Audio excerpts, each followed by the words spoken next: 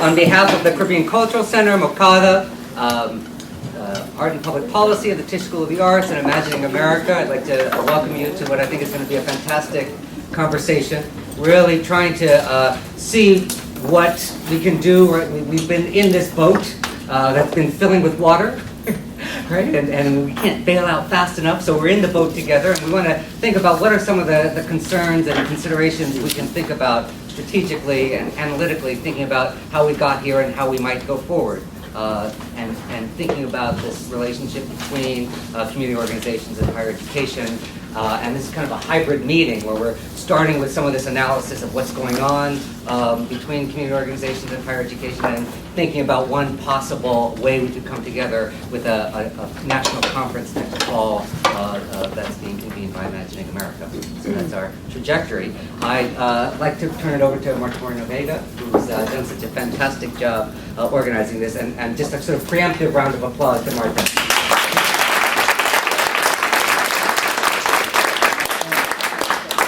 Thank you very much for being here. I'd like to just give you some context in terms of the roundtables that Sonia, Randy, Lori, and myself have been putting together. Sonia and I have been working on a project of doing a snapshot of 12 organizations nationally. And we began to see a pattern that was very disturbing. And it was almost like the victim was being accused of victimizing itself in terms of many of the organizations being in crisis, especially those organizations that are social justice organizations, activist organizations, and ethnic specific in terms of their communities.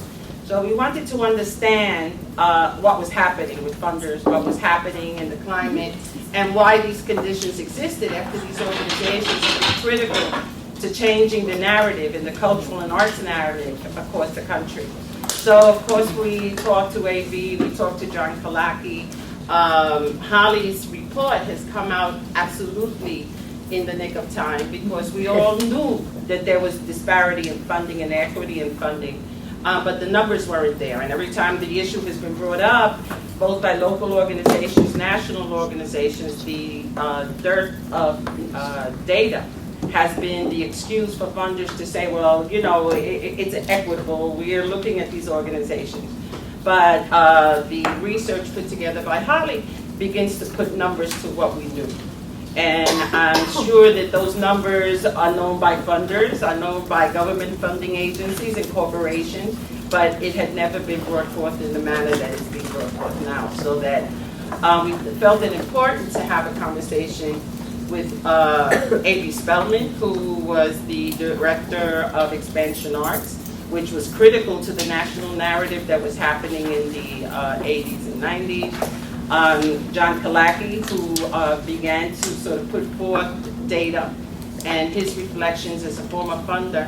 And now we have some data from Holly. So Holly, thank you for being here. Thank you for being part of the conversation. And I turn it over to you. Oh, thank you. I'll turn it over to me. Oh, thank you. So Sonia then. Hi. I'm Sonia Magnon, Vice President of Institutional Partnerships at Wesleyan University and Chief Diversity Officer.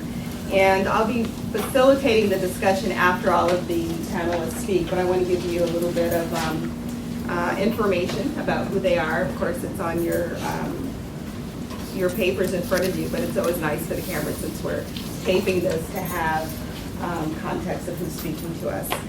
So our first speaker will be Holly Sittaford, who is a strategic thinker and planner, program director, and fundraiser with more than 30 years of experience working with diverse nonprofit, cultural, and philanthropic organizations. She'll be addressing her recent article, Using Art, Culture, and Social Change, High-Impact Strategies for Philanthropy, followed by Yvonne Coleman-Cook, who is a professor at Goucher College in the master's program in arts administration, also a cultural consultant and chief operating officer to the Durham Convention and Business Council. She will be addressing the role of the National Endowment in national convenings and providing a platform for the growth of community-based organizations where they are now, and I understand a little bit more than that, so we're going to hear a lot from Yvonne. And then the last speaker, but not least, is Randy Martin, Professor of Art and Public Policy and Chair of the Arts Politics graduate program here at NYU. He will be addressing the connections that exist between higher education and community-based organizations and the present economic national reality, and the role of imagining America in this shifting fiscal crisis. And we do have Jan Candy Cruz here from Imagining America, who will give us a little update after the speakers. So with that, I'd like to turn it over to Holly. Okay, thank you so much, Sonia. And thank you all for coming. It's wonderful to be here and see some familiar faces. Can you speak up a little bit? It's wonderful to be here and to see some familiar faces. I hope others that aren't so familiar will become more so in the coming weeks. I'm going to just take a little time to talk about this report and highlight some of the data that's in it, add a few other points that aren't in the report, and hope this will be a foundation for the conversation today. Fusing art, culture, and social change is one of 4 reports that has been commissioned by the National Committee for Responsive Philanthropy. That organization is a kind of a watchdog, left-leaning watchdog on foundations, and its purpose is to serve the public good by aiding people and communities with the least wealth and opportunity. In other words, they're trying to put the pressure on foundations to be more responsible about our least advantaged communities in their philanthropic practice. About 2 years ago, NCRP published a report that called on foundations to spend at least 50% of their funding on what they loosely call marginalized communities, which is a term I hate. But they identified 11 different kinds of communities which deserve and warrant more support, including communities of color, communities of the disabled, gay, lesbian, transgender communities, women and girls, rural communities, and a number of others. That report in 2009 caused a bit of a stir, particularly in the arts community, actually, and there were a number of foundation presidents who got in a twist about what it said. So they decided to follow up and look at individual sectors, arts, education, environment, and health, and see whether there were data to go more deeply into the distribution of funding in those sectors. So by some means, I'm not quite sure, they asked me to write the arts report. The 3 others have been published, one in education, one in health, and the environment report is coming out after the first of the year, so take a look at those. So that's the context. Basically, they asked me to look at the data for the private sector funding, but as Sonia said, I've been in this field since 1925, and I know that the public sector dimensions of this are also very important, so I took the liberty of delving into some of the trends in public funding, and we'll go over that as well.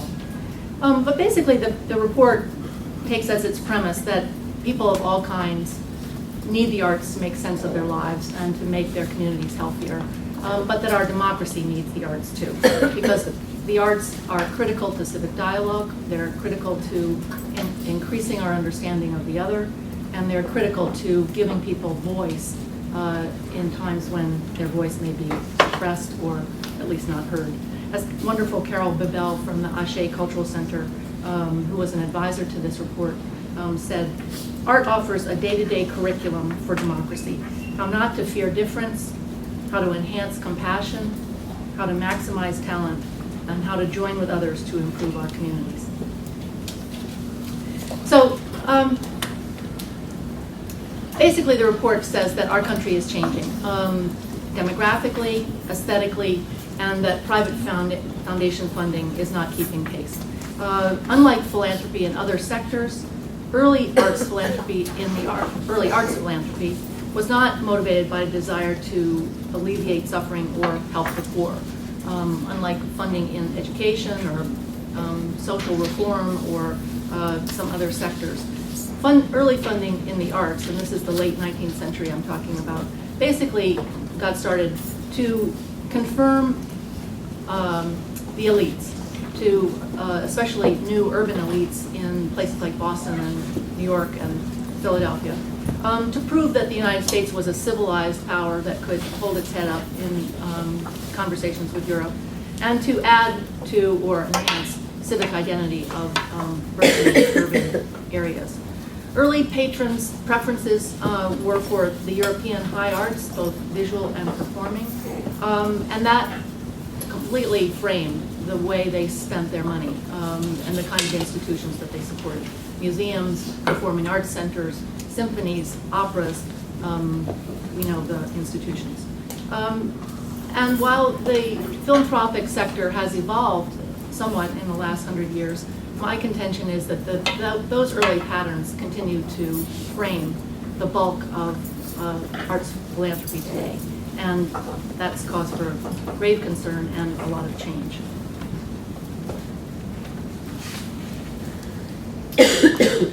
There are about 39,000 nonprofit arts and cultural groups in the United States with budgets over 25,000. There's something like 100,000 or 104,000 arts organizations if you don't have all sizes. So there's obviously a lot of organizations that are really, really tiny.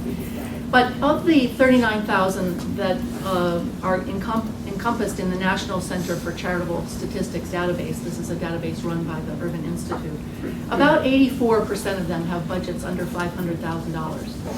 And 74% have budgets under $250,000. There's a growing number of community-based organizations, and the data, some of it's in the report, shows that in places like Silicon Valley, for example, in the course of the last 20 years, there's been a massive increase in the number of nonprofit cultural organizations, and 30% of them are ethnic specific. So Silicon Valley may be a little ahead of the demographic curve when compared to Boise, Idaho, for example, but it's certainly the future, and this is a wave that is really, really important. In addition to the data on the size of organizations, both the universe of cultural groups and their relative size, the report also goes into data provided by the National Endowment for the Arts and its arts participation studies, which I'm sure you're all familiar with. But the most recent one of those studies indicates that essentially for the benchmark institutions that they where they track audience attendance, and those are largely museums and larger cultural institutions, that white people are more likely, 3 times more likely, to be attendees of such institutions as people of color. And further, that people with incomes over $150,000 a year are about 3 times more likely to attend such institutions than those with incomes under $40,000. So we see not only a growth in the number of organizations, and particularly small organizations, and particularly organizations serving lower income communities and communities of color, and rural communities too. We see that the institutions that are larger are essentially serving a whiter and more upper income population. I know this is not news, but it is nice to see the data. The National Endowment for the Arts survey also suggests that there's a growing phenomenon of participation in the arts, that something like 40% of American adults now do something in the arts on a regular basis.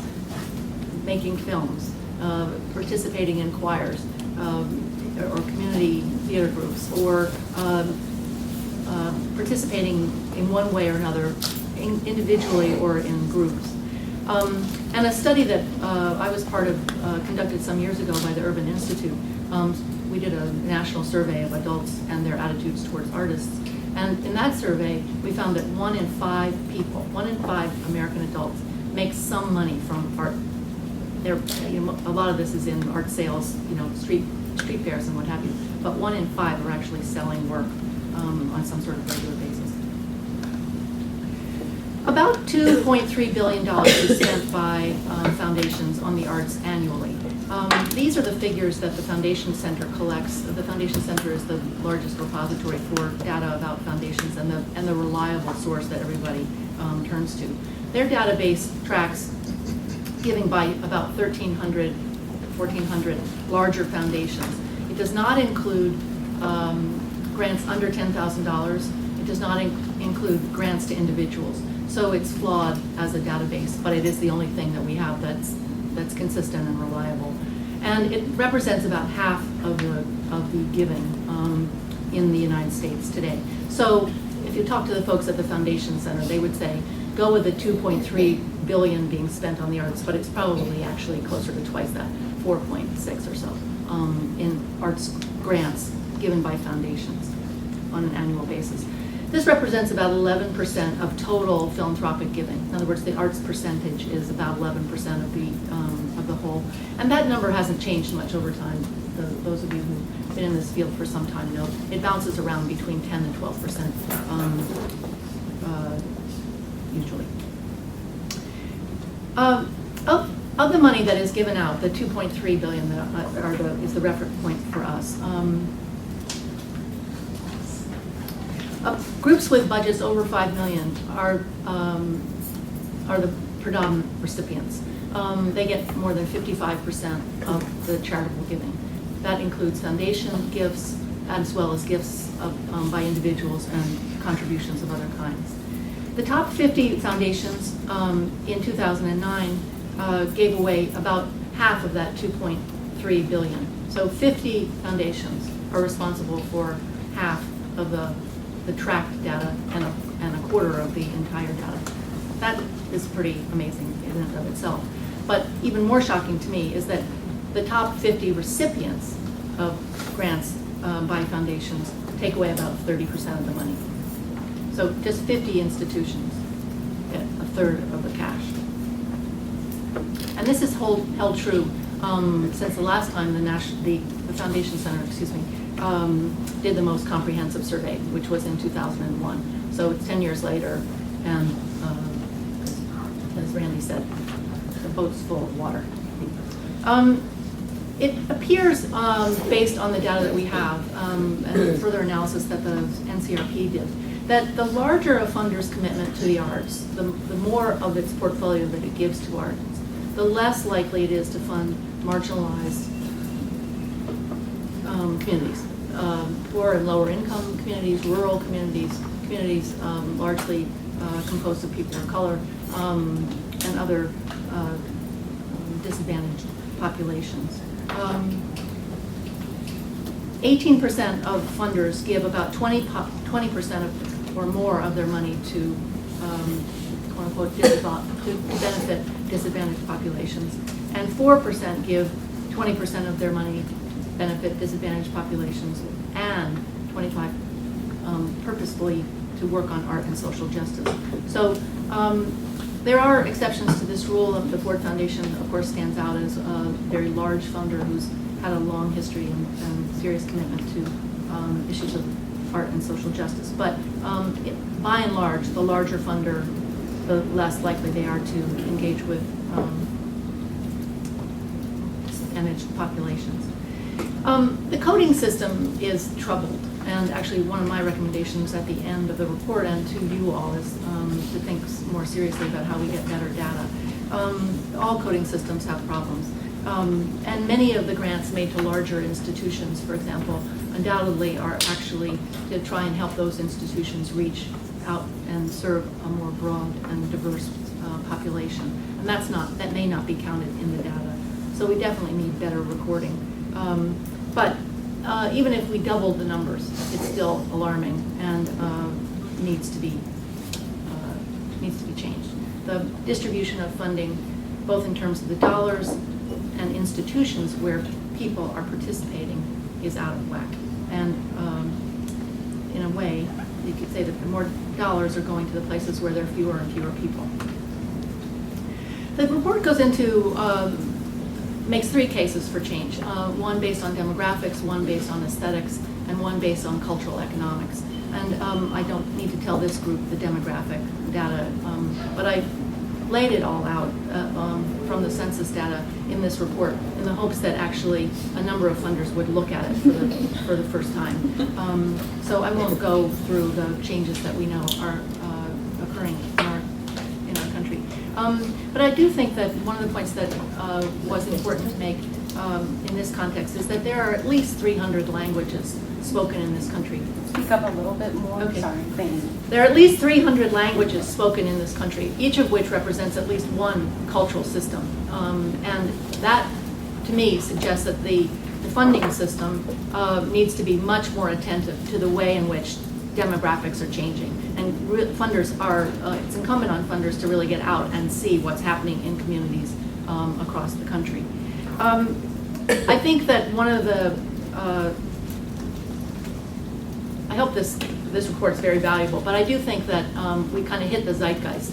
And I have great respect for and appreciation for Occupy Wall Street because they set the larger frame for this report. They started in September. This report came out in October. And I think that there's some resonance there. But one of the things that, so the 99%, our report really uses data from the census and other studies which show that 1% of the population owns 40% of the wealth in this country, and the top 20% earners take home 50% of earnings. So those are some more nuanced data as opposed to the 1%, 99%. But one of the things that isn't being talked about with Occupy Wall Street is the correlation with that income disparity and voting patterns. Richer people are much more likely to vote than poorer people. People with incomes between $20,000 and $30,000 a year, only 56% of those people actually voted in 2008, whereas 76% of those with incomes in the $75,000 to $90,000 a year range voted. That's a tremendous disparity. So poorer people are not actually in the conversation making policy choices and electing officials. Similarly, educational inequality tracks very, very closely with income inequality. And educational disparities are one of the major contributors to economic inequality. And we all know this is true too, but I try to underline it in the report, which is access to arts education has declined tremendously in the last 30 years, particularly for lower income and minority children. And in a way, this has compounded the problem, the larger educational problem, because through the arts, such children have a chance to experience all kinds of things that they may not get otherwise. And we all know that the standard curriculum that reinforces science and math is not responsive to and friendly to kinesthetic learners, a lot of which are only stimulated by engaging with artists and art forms. The second case for change I made had to do with aesthetics and goes into some detail about issues related to individual artists. Here too, you're all very knowledgeable. The census says there are 2 million plus or minus professional artists in this country. I, among many others, think that's a significant undercount because many, many traditional artists, folk artists, for example, do not count themselves as, or don't register themselves as professional artists in the census. Robert Barron and Back can confirm that data. And there are many, many people who are what I think of as professional amateurs, highly serious artists who are working on their art form in sometime during the week, but who make their primary income from some other field, and so they list themselves from that other field. The point is that it's well beyond 2 million people who are practicing artists. 60% of those in the census, the 2 million, make less than 40% a year total income. That's 20% lower than the national average. 70% of artists hold at least one job in addition to their art making. The majority make less than $7,000 a year from art making. And unemployment rates among artists are much higher than in other professions. The New York State, I'm sorry, it's been a long day. The New York Foundation for the Arts, an organization I'm sure you're all quite familiar with, runs a database of information on programs and services for artists called NIFASource. And that database indicates that about $91 million goes in fellowships, awards, and other kinds of grants to artists. So if you compare the 91 to the 2.3 billion, you can see that artists get about the equivalent of about 4% of the philanthropic dollar. And given that they are the very heartbeat of the whole system, this is another thing that really needs redress.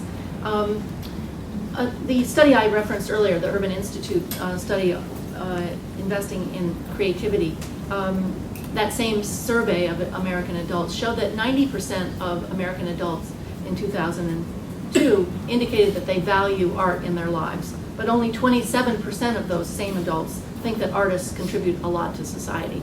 So there's an issue that many of you have been working on for years, but still needs a lot of attention, and it's only then reflected in the amount of funding that actually goes to individuals to do their work. Another point I make in the study is the broader and the broadening range of artists who are practicing these days. Artist teachers, tradition bearers, artist activists. The menu or the spectrum of artists and the kind of work they're doing is expanding exponentially, and particularly in this area of art and social activism. I think in the last 20 years we've seen a steady increase and maybe even some jumps in at certain times in the number of artists who are interested in engaging communities directly and who see their they see community work as their palette, the very basis of their artistic practice. So one of the points I make in the report is that those artists are growing in number. They're building on decades of work that precedes them. They have well-grounded theories of practice, but they're not validated by the philanthropic system, and that this is something that needs attention and to be addressed by all foundations. They need to recognize this as a legitimate form of artistic practice. Another point I make is that the processes of the arts, at least in my opinion, are as important as the products of the arts. And this is extremely important in the area of art and social activism, because it's the process which sometimes can be very ephemeral and not produce anything that can be put up in a museum or a fine arts hall. The processes are the tools themselves. And this is something that funders also need to stretch their brains to encompass, because the forms of art making are shifting with our demographics, and funders are not keeping pace.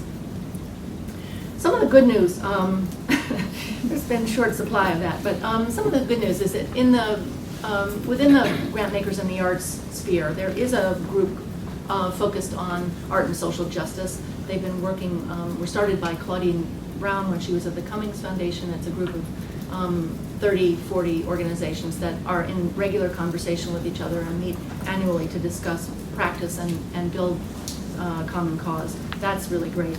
A report published last year by Americans for the Arts, Trend or Tipping Point, is also a very useful document which I encourage you all to refer to. And they document the fact that there are something like 150 grant makers now supporting art and social change activities, at least in part of their work. 20% of those are community foundations and family foundations, which I think is where we'll see the great growth in this kind of philanthropic behavior, and we can come back to that later if we want to.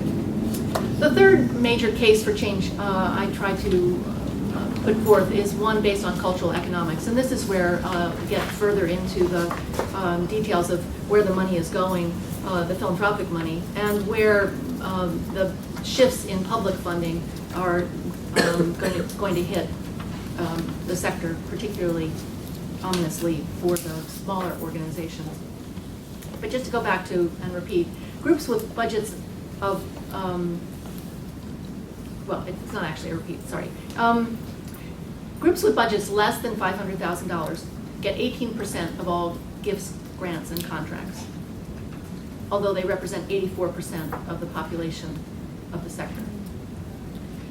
Those with budgets over 5 million get 55%, although they represent just 2% of the sector.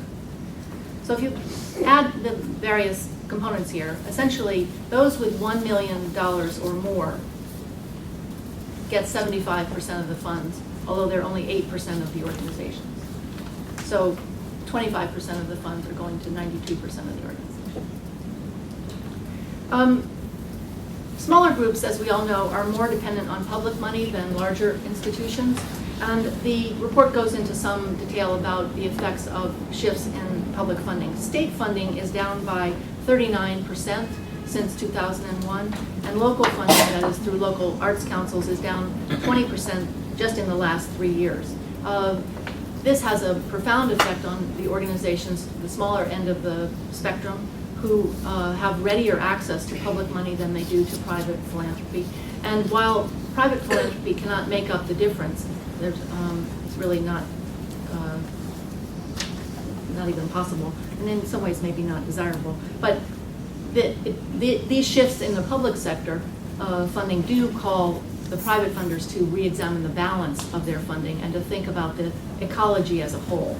Because if whole segments of the community are going to be further threatened and marginalized by the loss of public money, the whole system is tipped.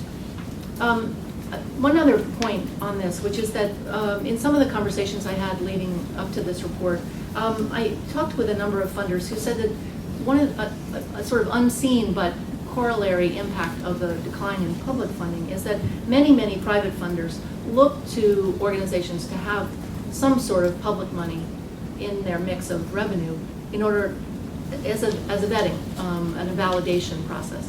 So if public funders reduce their funding to organizations and they lose that credit, that validation, then they're even more unlikely to get money from private funders. And this, I think, is some of the hidden danger in the trends that we're seeing today.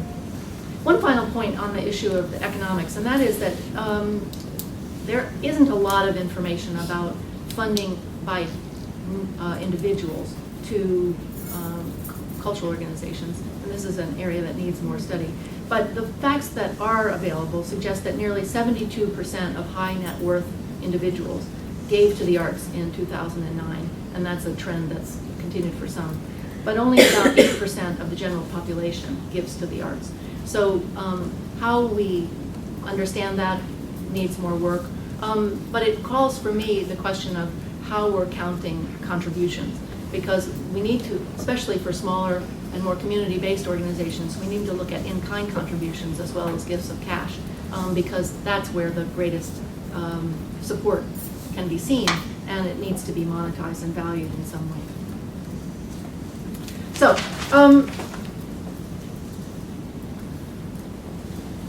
it's a sobering picture, I think I would say. But I think looking at it suggests some opportunities. It suggests that all funders, regardless of their mission and their point of focus, can do more to pay attention to the people who will benefit from their grants, to think more about the ultimate beneficiary of their grant making, and to think seriously about who those people are. Are they the upper income brackets, or are they middle class and lower income people that are actually going to see the benefit of the philanthropic contribution? Secondly, all funders, regardless of their mission, can make equity a core principle of their mission and of their grant making. Some may not be able to put 50% of their funding toward grants that will benefit lower income and other disadvantaged populations, but they can all move in that direction. They can all make some steps in that direction.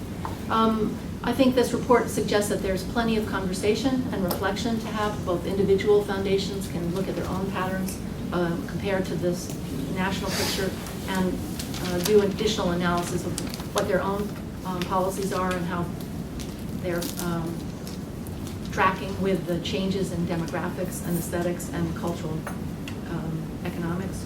I think it calls for a lot more research. There are lots and lots of holes in the data and incomplete data We need to get better reporting by foundations about what their money is going to and who is benefiting from it. We need to take a look at those grants under $10,000 because for the most part, smaller grants are the ones that smaller organizations are getting. We need to know more than we do about what's happening with artists and the re-granting mechanisms that are getting linked to artists. And I think we need to look at joint ventures, see where it is that foundations together and in concert with practitioners in the field can make some change to really change this profile so that when we do a similar study 5 years from now or 10 years from now, we see a very, very different picture. So I think I'll stop there. And we're gonna, thank you. I want to hold our questions just until we hear the other two speakers, but before we move on, I'd like to just quickly go around and do introductions, your name and your organization only. Your bio, please. Jan Cohn-Cruz, Director of Imagining America, Artists and Scholars in Public Life. Kathy Angel, School of the Arts, Chauncey Barnes, College Council Member of the American Museum. Sharon Ariel, Newark Museum, College Council, Ambassador. Susan Sturm, Director of the Center for Institutional and Social Change and co-chair of the IA conference in 2012. Lisa Scandaliato, the Assistant Director of the Queensborough Community College Art Gallery. Margie Salazar-Porzio, Research Scholar at the Center for Institutional and Social Change and assisting with the conference. Nina Olson, Director of External Affairs, the Afro-Latin Jazz Alliance. Victoria Doko, Digital Media Specialist for Joy of Giving Something. Celia Ipiotis, Ion Dance and Ion the Arts Director, producer and journalist. Wayne Moggins, Education and Outreach Director at Joy of Giving Something. Ryan Max, External Affairs at the Department of Cultural Affairs. What about here? Regina Butron, CCADA, Caribbean Cultural Center, African Diaspora Institute. Daniel Vega, I'm a development consultant. Patricia Branch, I'm a visual artist. I work at the Foundry. Robert Barron, I direct folk arts and special arts services at the New York State Council on the Arts. Lisa Robb, Executive Director, New York State Council on the Arts. Nada Martinez, independent producer and consultant for public media, board member for the Association of American Cultures, and among others. Hi, Mayumi Tsurukawa. I'm the chair of the Association of American Cultures, and I also work for the Washington State Arts Commission. Cass Friedland, Director of the Center for Leadership and Service at Wagner College. Hi, Dana Edel, Executive Director of Vibe Theater Experience and Postdoctoral Fellow at NYU Law School. Adrian Wheeler, artist, advisory board member, Paul Robeson Galleries at Rutgers University, Newark. Sheila Kennedy, owner of the Paula Gallery in Brooklyn. Esther Robinson, I'm an organization called Art Home, and I'm also a practicing artist. Bob Lee, I'm the point person for the Arts and Culture Group of the People of Color Group of Occupy Wall Street. I'm also director of the Asian American Arts Center. Michelle Bishop, President and Founder of Harlem Needle Arts. Jane McNamara, the Director of Grants and Programs at the New York Council for the Humanities. I'm Leah Namias. I'm a Program Officer at the New York Council for the Humanities. My name is Bill Aguado, and I am a consultant for the Bronx Music Heritage Center. Ron Cavanaugh, Executive Director of Literary Freedom Project. Kathy Pavlik, Arts Consultant. S.C. Owens, visual artist, invited here by Mokata. Joseph Heathpat, I'm an Associate Dean at the New School and also on the program committee for Imagining America 2012. I'm Arnaldo Lopez. I'm Development Officer for Pregones Theater and a board member for the Bronx Council on the Arts. Okay, thank you. More? Okay, we're done. We know you. Fanga lafia ashe ashe. Fanga lafia ashe ashe.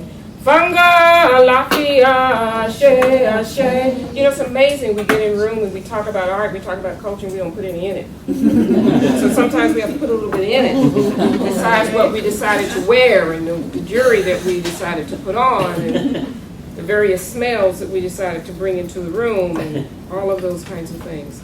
I bring you greetings from North Carolina, and for those of you who are old enough to know what this statement means, I'm happy to say that Senator Helms is no longer in the state Senate. So some of you know what that meant. Some of you know, for 20 years we've been apologizing.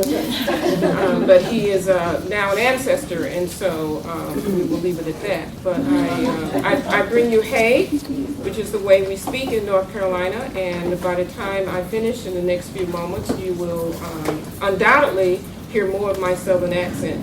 It's a pleasure to be here. It's good to see old friends, even older friends, and it's certainly a wonderful occasion to meet new people. I have been in this grant-making business for many years, starting in the local arts council, working in corporate philanthropy, working at the National Endowment for the Arts for a number of years, and today I want to speak from the standpoint of my many years with the Expansion Arts Program, both as a consultant prior to being on staff and leaving the endowment as special assistant to the chairman back in the other days. Not sure if they were good old days, but we'll just call them other days. And so I want to speak about expansion arts organizations, which I still call expansion arts organizations, in spite of the times that we're in. Expansion arts organizations are those that Holly speak about in the report. Those organizations that are deeply rooted in and reflective of a rural or inner city or communities of color. And you know, it was interesting listening to Holly, someone that I've known for a couple of years. You know, the whole notion of language here in terms of talking about the arts versus sometimes using the word culture. But nonetheless, we know that Expansion Arts was created very early in the history of the National Endowment for the Arts. Some of you know that quite well, not aging ourselves, but we just have been around the block a while. And the program was particularly concerned with spearheading and initiating other kinds of partnerships with funders. We initiated funding with state arts councils to support small and organizations of color in particular many years ago. We initiated establishing endowments with community foundations that would support small and mid-sized organizations, because community foundations in their early days weren't necessarily doing that kind of funding. There were many other contributions beyond the various organizations that were supported. But our intent was to perpetuate the sustainability of organizations that indeed were deeply rooted in and reflective of. During the highest funding period, Expansion Arts supported well over 200 organizations, including service organizations. How many of you remember the Association of Hispanic Arts? How many of you remember ADALAD? And of course, the Association of American Cultures, which is one of the few national service organizations concerned with artists and arts organizations of color that still exist. We were very concerned during that time about the importance of advocacy and supporting organizations to do their work. From mural projects in Los Angeles, to plays at Hinder Street Settlement, to the old Creamery Theater in Iowa, to the art centers in the way down, the festivals way down in the Mississippi Delta. Those were the kinds of organizations, the kinds of places that we were concerned about. And we were giving back then general operating support. What a phenomenon. General operating support. Whoa. Clearly, we later started doing more project support, but we were giving general operating support to organizations who did not look like and did not function like what we describe in this report as the canyons. We were different kinds of organizations with different kinds of organizational models that fortunately schools like NYU and others are beginning to study those models to know that they work and that they can in fact be transcended, they can in fact be replicated in other ways. I think it's important for us to remember that expansion arts organizations which again, that's what I still call them, because to me, that's what they will always be. Expansion arts organizations are concerned with both contemporary work as well as work that is grounded in traditions. And so we shouldn't create some false paradigm to assume that those are mutually exclusive, because that is in fact what we are seeing. We are seeing work that is traditional, will continue to be traditional by the definition of that community, traditional, and we will see works and continue to see works that are really using new genre that may be built on that foundation. Expansion arts organizations were and still are very much concerned about that. So for many years, this field, if you will, was called community arts. And I'm sure that my dear friend Bill remembers those years of being at the NACA conference. I'm really aging us now. Trying to codify community arts. And so, you know, we've had these different labels over time and trying to figure out, oh, you're a community artist, okay. You still weren't the same as, for some, at least from the standpoint of funders. But community arts was a conversation that was held for 20, 25 years and was an accepted definition of certain kind of art that was done in certain kinds of settings, certain kinds of budgets, and there was an aesthetic. There definitely was an aesthetic. We just didn't always write about it in the same way. I spoke to a colleague a couple of days ago after I shared this report with her, and she said to me, it is very difficult to figure out how much money you should ask a funder for. Because if you ask for what you need, they will think that you have lost your mind. If you ask for what you really need, they will think you have lost your mind and unrealistic, and it will impact you in a negative way. And so for her, and she is running an organization where the community, if you will, identified 3 organizations that they were going to build new facilities for. And of course, one of them had to be an organization of color or it wouldn't have passed the citizens vote. That's kind of how things happen, right?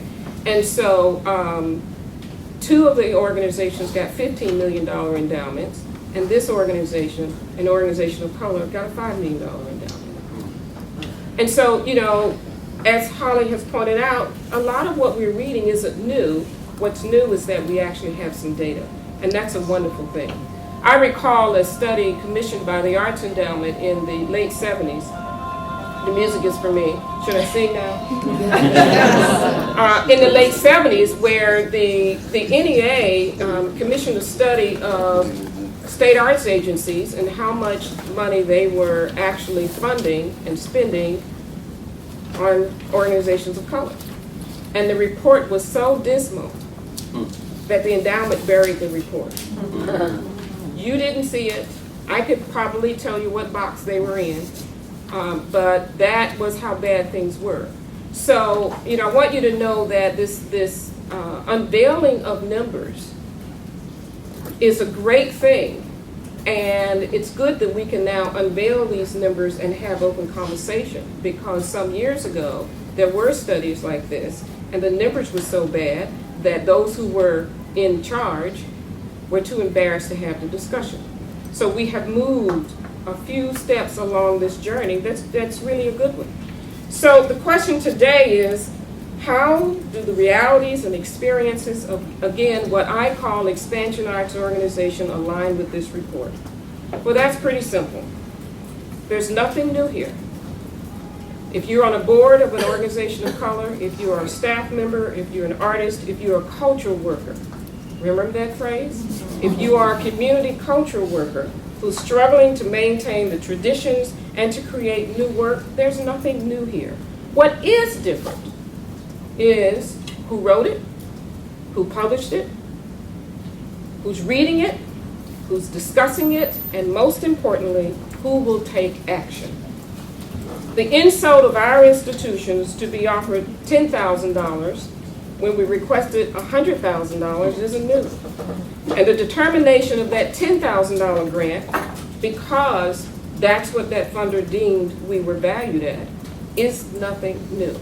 It's good to have the numbers, but it isn't new if you are sitting in an organization trying to keep your doors open. This has nothing to do with 9/11. This has nothing to do with stock market crashes. This has nothing to do with the fact that every few years an organization, you know, you're going to lose a few organizations. It's nothing to do. You take all of those factors out. The reality is that there's nothing new in this report. It's who wrote it, who published it, who's discussing it, and most importantly, who will continue to grapple with the conversation. That's the part that's new. The strength of this report is that it goes further in presenting not just the facts, but recommendations. And so for those funders who have had difficulty trying to figure out how to engage this discussion, oh my goodness, where do we start? Oh, but how do we do that? That means we'd be taking money from someone else. Well, this is a great way to start a conversation. So I want to share with you 6 very quick points. And some of those are, frankly, repeating and highlighting some things that Holly has so thoughtfully written about, and this great organization has so thoughtfully recognized need to be echoed and highlighted, and some that might not be quite in the report. The first is one of language, and I really appreciated the fact that you recognize that, you know, there's a struggle there with language, marginalized.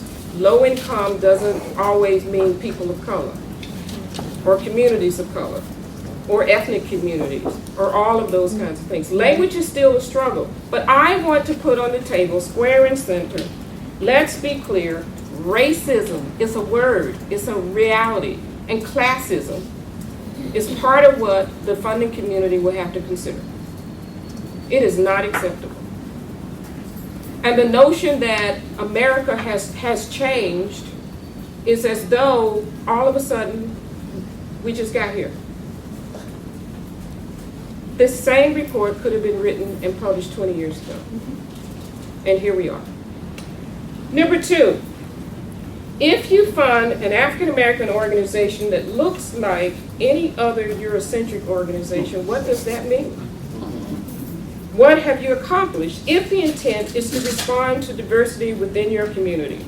Now, before you run out and say, you know, that lady from North Carolina said, it's not good to fund a Latino ballet company, that is not what I'm saying. That is not what I'm saying. What I am saying is that you need to be clear, I think, about what diversity means, what you're trying to accomplish, what funders are trying to accomplish in their funding, what are the desired impacts, with greater integrity than we've seen in the past. To take the time to understand what these historically underfunded organizations are all about. And notice that I'm talking about organizations. And I'll get to that a little bit further. But I'm talking about an organization. And for goodness sake, let's go back and look at general operating support. You all can applaud now. Let's talk about general operating support. Because for centuries, not years, those S, O's, B's, and M's, or what we now call canons, were getting general operating support and being bailed out and bailed out and bailed out by both our state arts agencies, our local arts agencies, our family foundations, and our corporate foundations, and the whole shebang. So number 3, what has been effective in evaluating support and success of Eurocentric organization isn't always appropriate to apply to organizations that are addressing a different aesthetic, social change, and traditions. You can't go back to your desk, those of you from NISCA and all those other places in the room. I'm not picking you out, it's just that I remember that you're here. And I'm from North Carolina, so I can talk about it. You don't go back and just say, or if you're sitting at Nathan Cummings Foundation, great foundation, that's nice. You don't go back and say, okay, we have this funding program and we invite applicants, because that's how foundations do things. And we're going to now invite a few colored organizations. and think that's going to work, and think that you have begun to deal with really the issues that this report is about. Because it will take more than that. It will take more thought than that. It will take more work than that. And so you need to do a little more work. Number 4 is a very easy one. Who's at the table? And I can't say that this report goes there, so I offer this as something to go further. You know, the first lesson of fundraising is what? People give to people. People give to people they know. Remember that? That, you know, that was right up there when they used to say, build a board and have people who can, you know, and work with them and wealth and all, you know, all that stuff. Okay, but people give to people. So the question is, for those of you who are in funding environments, and again, for those of you who are not, you know what this means. What do the people look like who are making those grant decisions? Do they look like Bill Aguado?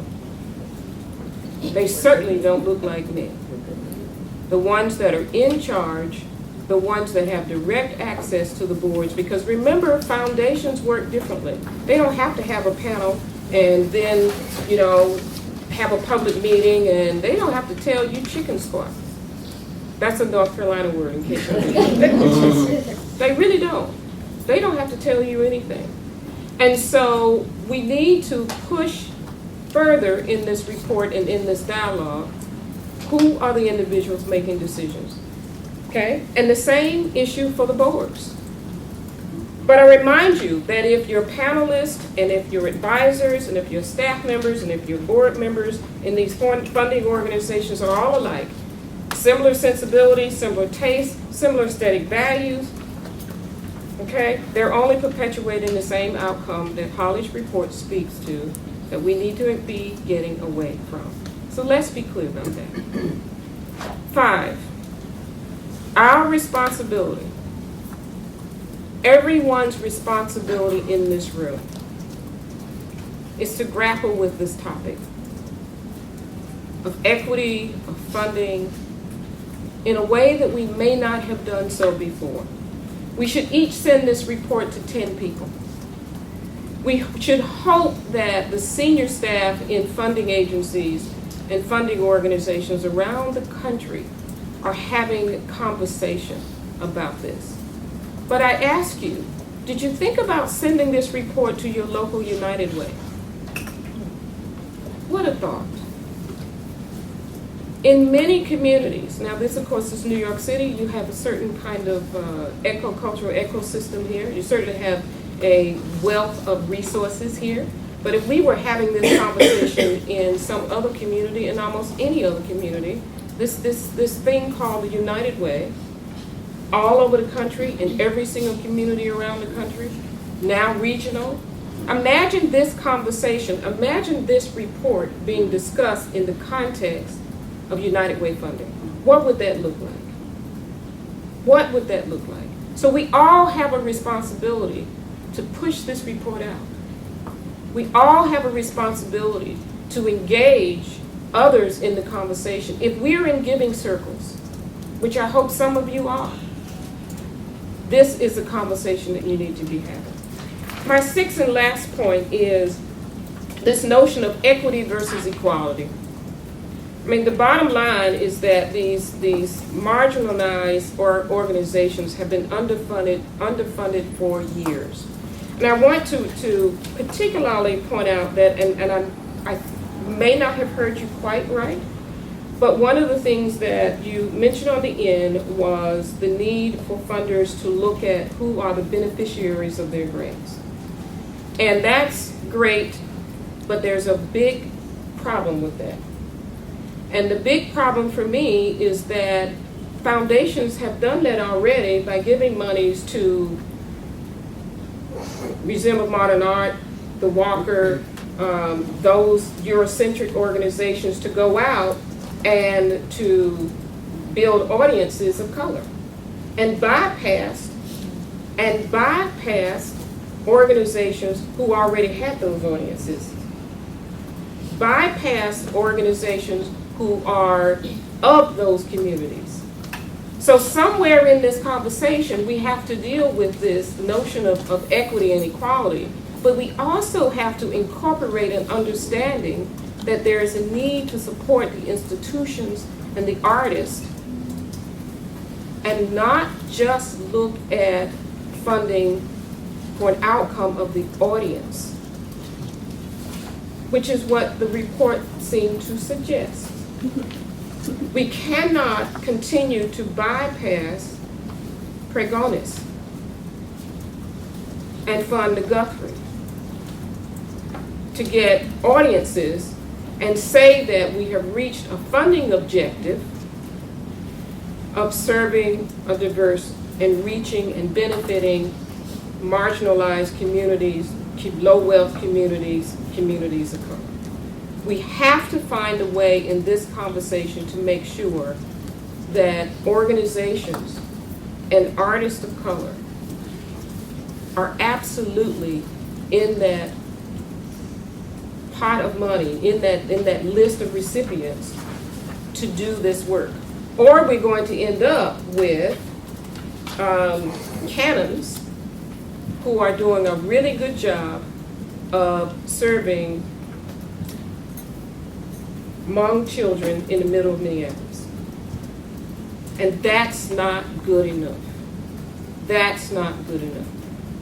And that's the part of the conversation that I think that's not quite addressed strongly enough there, but I hope it's one that we can move to. I hope it's one that maybe we can even talk about today, or we talk about in some other way. So I want to leave you with two things.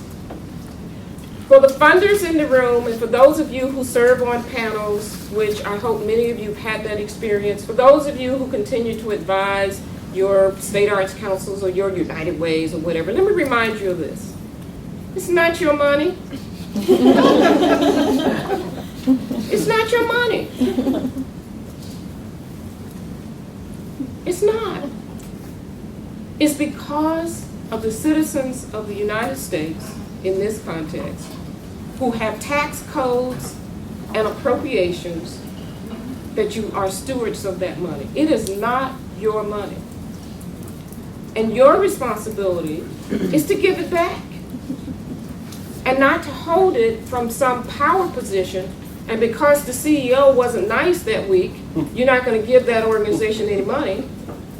But it's not your money, and we need to remember that. It really isn't. It really isn't.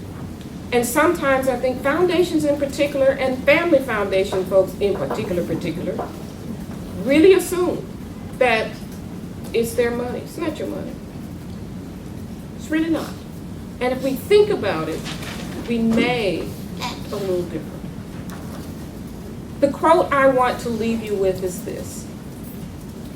And a very powerful ancestor, Babatunde Michael Olatunji, said, "May I live long enough, may we live long enough to be of service." Thank you.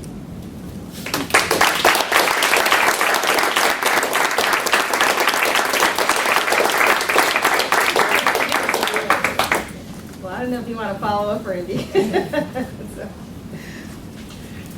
Great. Well, it's wonderful to be able to stand on the shoulders of giants. So I'll do that.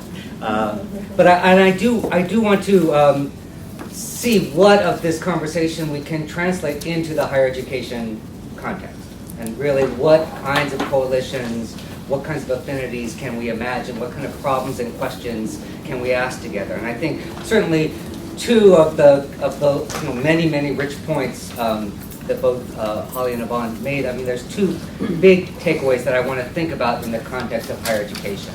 One is the observation that growth is not equity. And the second is that organization by itself doesn't tell you what the values of that organization or that organizational capacity might be. So I think in terms of the first, the question of growth in higher education, we've certainly seen that. Obviously, the same story that could be told about charitable giving is the story of higher education, right? About inscribing this enormous gulf between elites and who has access to higher education. 1868, there are 48,000 largely white men, 3/4 of them white men, who are attending college or university.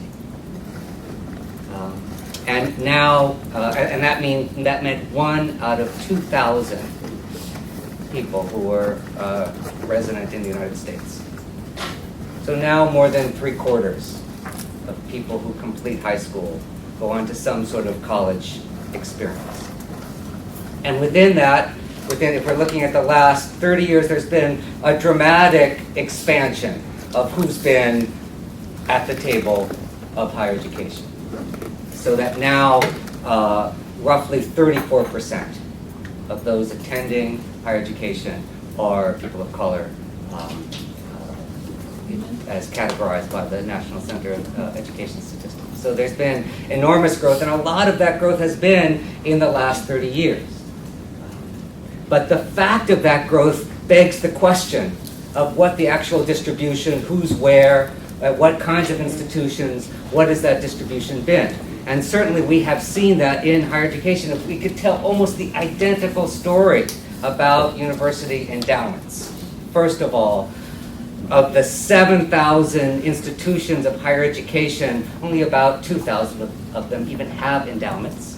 Those endowments are total in their value at about $400 billion. And the richest 50 have more than 50%. So here's an even, if this inequality isn't bad enough, I don't want to one-up anybody, but it's worse, right? The inequality that is concentrated in higher education is worse. And then when we look at some of the other indicators of that concentration of wealth, in the year when the financial crisis broke in 2008, there were 23 millionaire college presidents. The impact of the 1 year of the financial crisis was to add 7 to their number, so that in 2009 there were 30 millionaire college presidents. And that's just like any good CEO, that's just the cash. And it's not talking about all the other, what the severance packages and all the in-kind payments. So we're talking about, an enormous concentration of wealth that's taking place by means of higher education. I want to try and unpack that a little bit.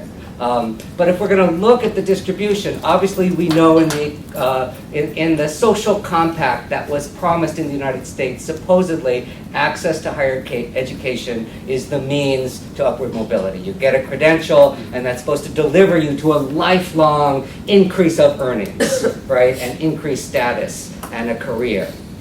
And at the same time, at least the conception was, this was a public good. This was necessary. There was going to be democratic participation in a country where people would have access to a common means of imagining their future. So there's an important promissory aspect. And of course, that led in the immediate period after World War II to an enormous public investment. Of course, as we know, initially that public investment was organized along both racial and gender lines. It was called the GI Bill. So in those days, it was perfectly fine if you happened to be white and male and have fought in the Second World War. There was no problem with having no income and no assets and no jobs. You could be a ninja back then and get all kinds of money, right? Just going to your point of the history of subvention is the history of whiteness. It is the history of privilege. And it is the history of higher education in this country. So of course that did lead to an enormous expansion in the public sector. Many, many universities were built. There were public programs under the auspices of national security, especially the 1958 National Security Act, in response to Sputnik and the anxieties that the commies were going to take over. So we better fund some education, and we better fund some expansion of the curriculum into area studies, knowledge of the world. If you were going to be a good imperial leader, was an essential part of what constituted the domain of knowledge. So there was this pressure, right, for some version of expansion, and it was being done through the public sector. I say all this, obviously these are things that you know, just to say that if one looks at the biggest expansion in higher education, it is not in the public sector, it is in the proprietaries. that is to say for-profit education. Of those 7,000 institutions I named, over 2,000 of them are proprietary. We've seen in the last 10 years alone a tripling to 15% of the students, of the 18 million students who are matriculated in institutions of higher learning, 15% of them are in institutions that are proprietary. And guess what? Those are the institutions where a majority of the students are students of color. And as it turns out, these are the institutions where there's the highest debt load. They are funded by 80% government debt. So we're also talking about manufacturing our own contemporary form of indentured servitude. It's something that we should note, given that now student loans, student debt at $1 trillion has surpassed consumer credit debt. One of the reasons for that is that the reform of student debt of Sallie Mae in 2006 made it impossible for students to declare bankruptcy. So what was once a promise of continued expansion is now a promise of lifelong debt. Right? And we've seen with a 50% increase in public institution tuition in the last 10 years, an increasing basis for that debt. And so it should be no surprise that when we look at that particularly fateful intersection between race and class, we see that there's a differential between what looks like a very expansive and capacious and great news, right, of who gets to go to higher education, that we're beginning to approximate the proportions in the population. But then when you drill down and say, oh, now who gets out of this particular motel? I won't say who inhabits the motel, but it turns out in higher education, you can get in and also very quickly get out. Right? So the graduation rates, the degree rates of people of color is half of what their entrance rates would be. And then if we look at the question of faculty, of the 34% of students who are people of color, 18% are faculty. And then if you go further and look at the statistics, the more selective the institution is, and the National Center for Education Statistics classifies universities and colleges on the basis of the amount of knowledge that they produce. So something called a Research One institution, like this thing here that we're sitting in, produces the most knowledge and therefore has the most to do with valuing what counts as knowledge, and therefore gets the most money, which is what the rating of the universities are based upon, have the least number of minority students. So we have this pretty clear mapping that very closely resembles the story that Holly and Yvonne just told us about the nonprofit sector.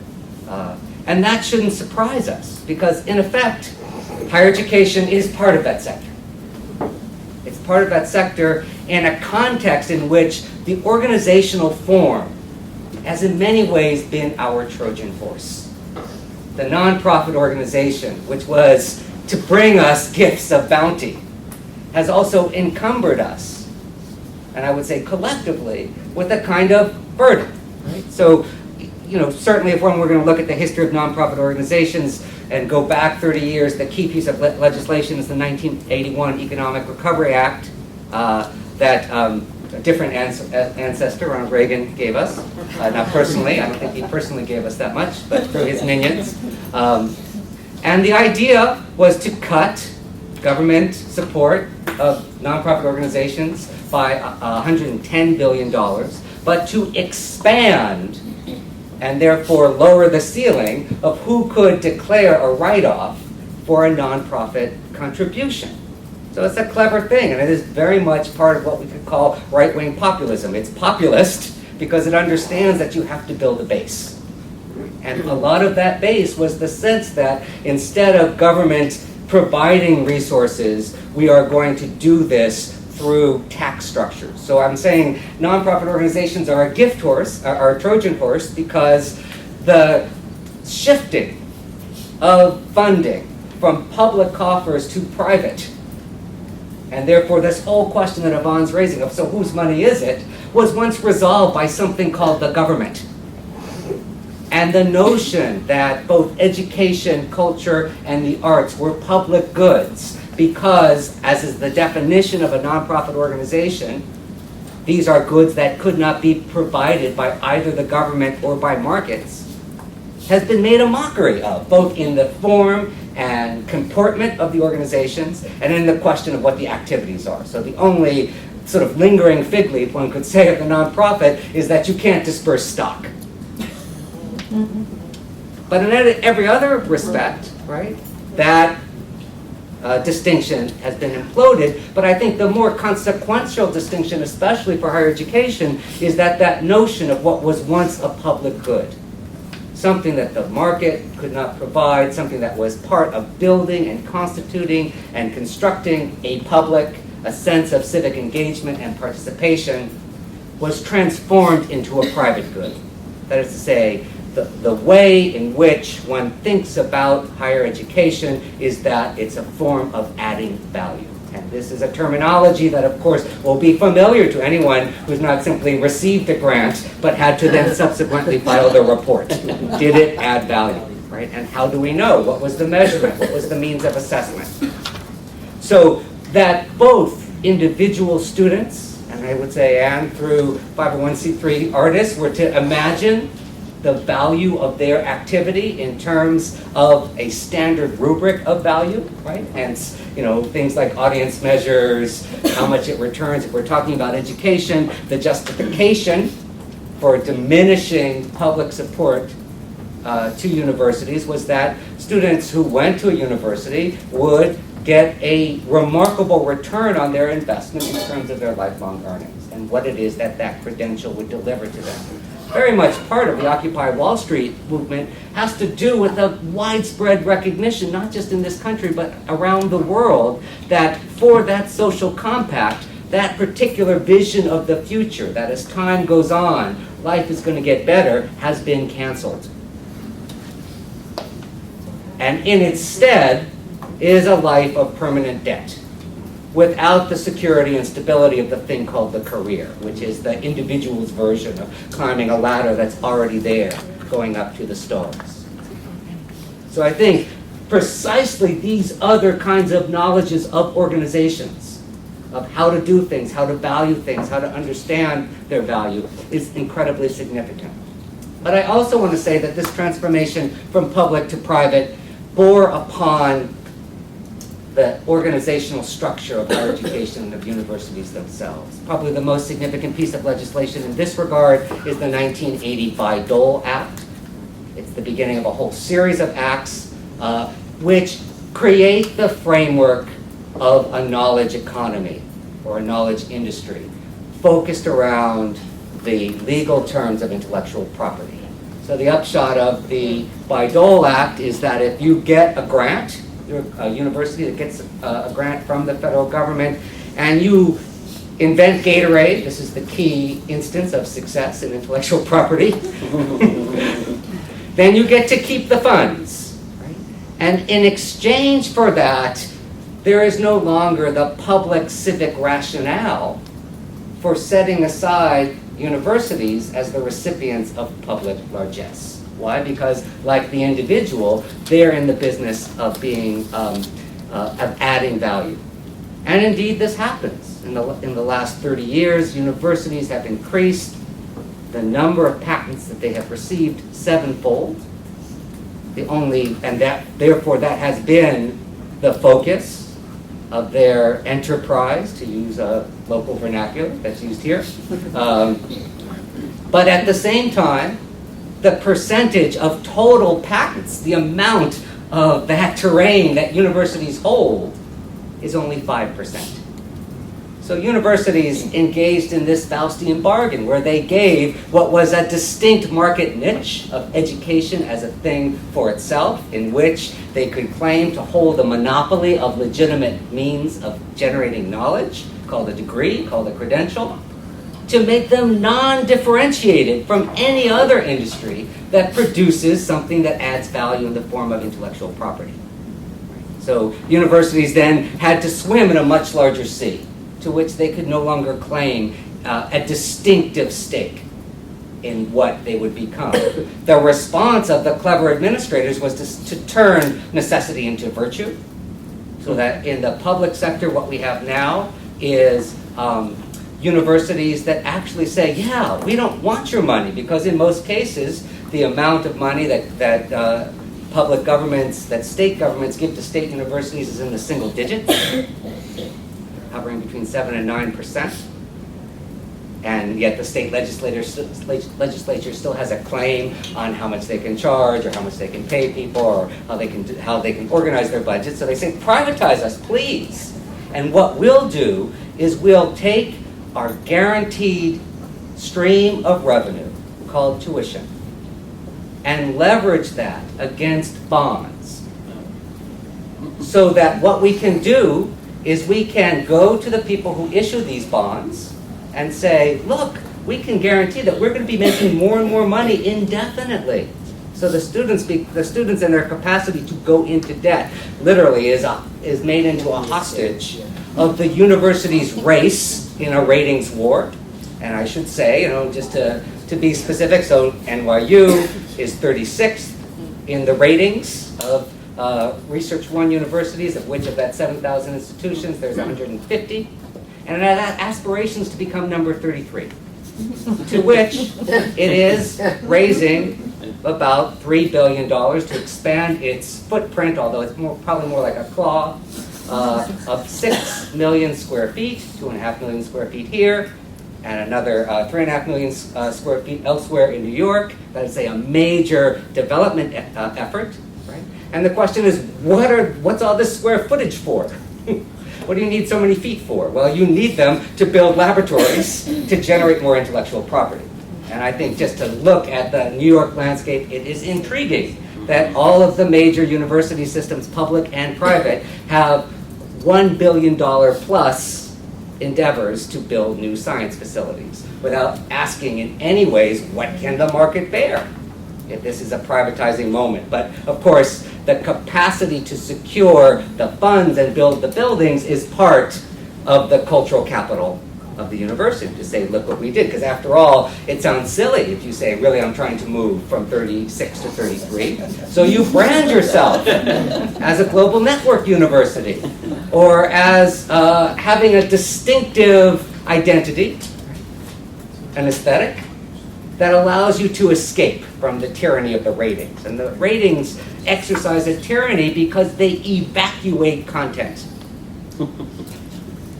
And a lot of the basis of these ratings are based upon something called benchmarking, which IBM developed in the 1970s when it was losing market share because there was this thing called personal computers that was going to happen, and they were getting flummoxed. And they had to try and figure out, how can we introduce consistent and persistent measurement that tells us what the outcome is without worrying about what goes into that outcome. And that becomes the basis of the ratings game in higher education. And I would say it's a more general rubric that we see sweeping our landscape over the last 30 years. What I want to suggest is, in many ways, at the root of at least the logic of that shift has to do very much with something that's not old but is recently revisiting us, the financial crunch. Because this idea that we have a shift from public to private goods has to do with a shift from a sense of public security and entitlement programs and a kind of floor to which government is the steward, to a sense that those people who can most bear the risks of the opportunities they face will best reflect their rewards. So we start to see the government getting out of the security business, in the sense of Social Security. It's very much in the military security business still. But it does mean that the central cleavage of the population that we see moving forward shifts from the promise that there's a swelling middle class, to a sense that the population is going to be divided between those who are risk capable and those who are at risk. And that is the universal language. That too belongs to our dear ancestor, a 1983 report that Reagan commissioned in order to eliminate the Department of Education so that he could have religious-based schooling. And it was called A Nation at Risk. And what it argued was that if the United States children could not deliver higher test scores, this was a circumstance that was tantamount to a condition of war, that the United States would lose its competitive edge vis-a-vis other countries, and it would become a nation at risk. So children, and specifically their performance, their outcomes in public school, was the collateral that was being offered to a competitive advantage of the United States vis-a-vis other nations. That language of warfare followed domestic policy and became the key axis of domestic policy, right? So we had first war on poverty, but then a war on youth, a war on culture, a war on crime, and eventually a war on terror, which I would suggest the legal structure of the war on terror goes back to the 1970 RICO Act against racketeering, and the idea was that you had these shadowy networks where you couldn't tell where the money was flowing because there were neither individuals nor corporations that held the assets. So you could invade, you could seize the whole network and shut it down. This was exactly what was used then. This is why the Patriot Act was so quickly rolled out within 8 weeks of September 11th, because the legislation was largely already written. But what this meant more broadly is that the sense that those populations at risk were seen as internal enemies in a metaphor, not just a metaphor, but a set of practices of warfare. So policing gets nationalized and militarized, but so too does education. And that other key piece of education legislation is No Child Left Behind, another war metaphor of the buddy left behind in the field. So these metaphors are not just metaphors, right? They bite. And they are also telling us that this shifting of risk onto vulnerable populations who are made vulnerable by the shifting of the risk. They don't start out vulnerable. They don't start out at risk as a type of being. They are made into risk objects. And those who are risk capable are the ones that become the beneficiaries of public largesse. That is specifically what the bailout was, right? It was a grant that was written by the people of the United States of America for $14 trillion, the value of 1 year's gross domestic product, in order to bail out banks. And the banks are doing very well, thank you very much. They are laying off workers. So if you happen to be going to a business school and thought that your $200,000 loan was going to get you a good gig at Citibank's letting go of 7,000 workers, so those folks may be out of luck, but on the other hand, if you're John Paulson and you have a big hedge fund, you're probably doing pretty well. So that kind of distribution of risk in which financial models are sort of taking over our sense of what counts as value and what the forms of assessment are and how we know whether we're doing what we want to be doing, right, is part of this larger transformation. But within what looks like a purely technocratic, call it neoliberal regime of privatization, we are also seeing this very potent neoconservative impetus, which is not technocratic. It really cares about who's good and who's bad, what bodies can do and what they can't do, not at all into getting government out of people's lives, but of putting it right in. So of course, that is the moral dilemma, that's the contradiction, right, between supposedly getting government out of the market and having evangelical markets, right? That was the idea of invading Iraq. It didn't matter that they had nothing to do with terrorism. It's that we were going to get rid of their social economy. You know, those stupid people in Iraq got handouts. They got a breadbasket. They got a government subsidy, every one of them. So that was the first thing that was eliminated when the United States landed in Iraq, do away with that social economy, and put in its place a market. Put in its place a financial conception that, interestingly, unlike other U.S. invasions and occupations, had no area specialists, had no local knowledge. Nobody who was in charge of running the empire, the imperial outpost of Iraq, knew anything about it. They knew about banking and they knew about finance. That was what was considered expertise. But on the other hand, there were enemies, terrorists, deviants, people at risk, who could be local or they could be foreign, that we had to be constantly vigilant against and about. So what I'm trying to suggest is that this sort of friendly word of privatization actually bears a much more nefarious transformation of spreading risk, of making life riskier for all of us. And I think this is a particularly interesting challenge in terms of language, because if you are in the arts and you love the arts, you've got to love risk. You've got to be a risk taker. You've got to try and make some value out of what you have that wasn't there before. You have to try and see that something's expansive and something that could be appreciated that other people don't notice. So we have, I would suggest, this kind of double economy. That the other reason to think about what's being left out and left behind is that we have a whole other kind of metric of value. That is the reason why there's a war against populations at risk, against peoples of color, against communities, because indeed, contained within that panoply of possibilities is a different future, not just a different past. That is very, very risky, if you will, to the existing structures of what we have. So this, I'm trying to suggest, is a lot of the context of what's called the culture wars. That it's not just the kind of illogical reaction to the fact that you get to have one book by someone who isn't a dead white male on the curriculum, and all of a sudden, the old guys are having a hissy fit because they can't bear the fact that their canon has been destroyed. Right? But that there's much higher stakes of how that little bit of leverage, that little bit of difference, comes to stand in for all the difference in the world.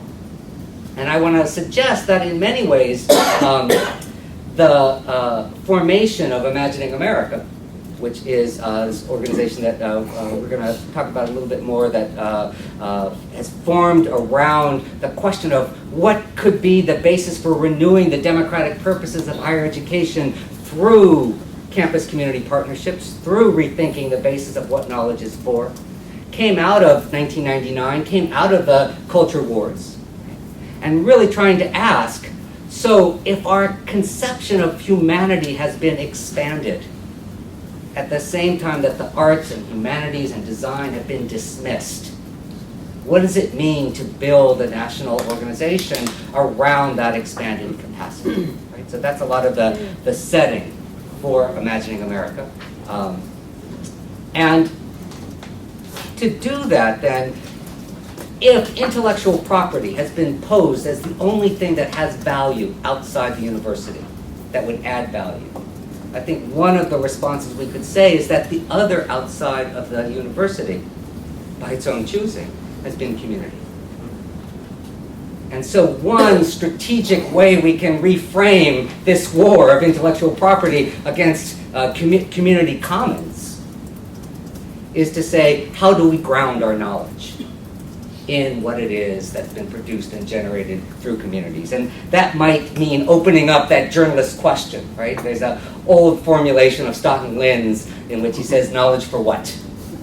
But I think it's no longer enough just to say, what should knowledge be for? We've heard that we have to consider also, well, who is that knowledge for?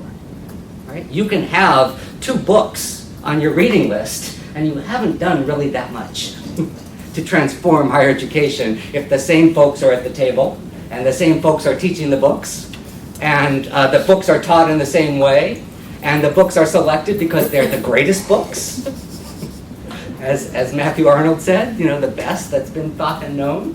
Right? If you haven't changed any of the system of value, then you are reproducing those values, as was observed. So we have to also ask not just knowledge for what, but knowledge for who.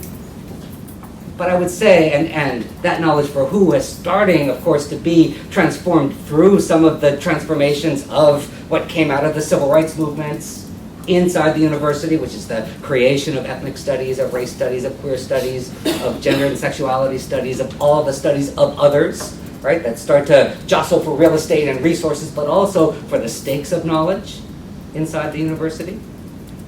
But they have been also in many ways forced into the conventional forms of departmentalization, making their own disciplines. So we also have to ask about learning places, right? Not just knowledge for what and knowledge for who, but knowledge where, knowledge how, and knowledge why. That is to say, you know, it's a different way of thinking about studying journalism. So those, when we start to say it matters where where that knowledge comes from and where students are encountering it, from who, where they go, why, what is their understanding of why it is they're encountering the knowledge that they're encountering. Then we're starting to say that the paradox of the universities giving up their monopoly of legitimate knowledge is that we have to start really thinking, what is this other network? What is this other alliance? What is this other basis for making knowledge together? How is it made? How is it valued? So I would say, thinking about what we would like to sort of put on the table as the larger utopian promise. I'm talking about a conference, so it's not like, but just the things to start thinking about together, to use this brain trust, to build trust, right? And not just brain power, which is the conventional academic model, right? To really ask, what does it mean, first of all, to think about knowledge making otherwise, as community-based knowledge? The second thing is to really start rethinking partnership, right? As Yvonne was telling us, part of our historical resource is to imagine other terms and conditions of partnership that get valued in different ways. So can a consortium of 90 institutions of higher learning that have deep commitments to rethinking what knowledge is for and who it's for and how it's done also rethink the very basis of those partnerships, of how they're done? But I would say also the conventional mode for thinking about partnership has been bilateral, especially when it comes to university partnership. You have a community partner and you work with them, and it could be beautiful, gorgeous, amazing, and yet it's sort of relegated to local scale. And then you have a cyclotron, a particle accelerator, for $10 billion that's universal. Right, so the physics department gets to produce universal knowledge that's not based anywhere, although of course it is very much based someplace, right? All that real estate, all that money, it's very site-specific. It's the most site-specific art installation you'll ever see. And yet their claim is that that's universal knowledge and the community knowledge is local. So a bigger challenge, I would say, for us to think about together is how do we shift the scale? What is our tipping point in organizational terms? What does the future look like if we're concerned about who's going to be left standing? What questions do we want to ask together? What means do we have to ask those questions? What kind of leadership is actually fruitful and useful to us? What kind of advocacy do we need? What does it mean? You were talking about all these national organizations. What happens when that landscape of leadership has been depleted? How does one begin a partnership, not just with an eye towards the person you're working with, but looking beyond that horizon to say, what does it mean to start imagining in advocacy and policy terms what the real needs are? And I think this is very crucial because it is true, there is a huge endowment of resources. That $14 trillion is there. And that's only the cash, goods and services. Assets in the United States economy is $200 trillion. Right? There's not scarcity. There's a ton of money around. And I think the behavior, the conduct, the comportment of elite institutions of higher learning demonstrate that that is the case. That they are raking in billions of dollars in the midst of economic austerity. So the existence of the resource is not the issue.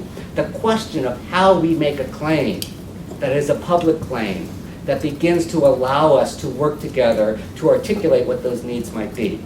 So, at least in terms of Imagining America, and I think Jan can probably say more, and the structure of this conference is that Marta and Susan and I are sort of titular heads of a much larger hydra, of a serpent we're trying to invite and encourage. But what does it mean to begin to think about this one nationally scaled organization as one place where we could begin to have that conversation about a larger scale that doesn't ignore the necessity of that knowledge and the quality of those partnerships? And our hope is to convene another version of that conversation for folks who would be interested on February the 3rd. Great.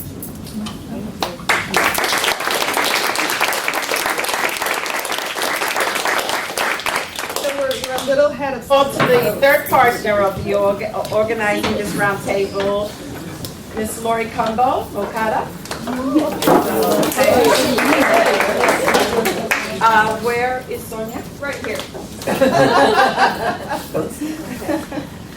I think that as we sort of have this roundtable and this open discussion, I think the key thing is not to make testimonies, but to really come with some concrete suggestions how this report can be pushed forward and what your role would be in pushing the issues that Yvonne, Randy, and Holly put forward.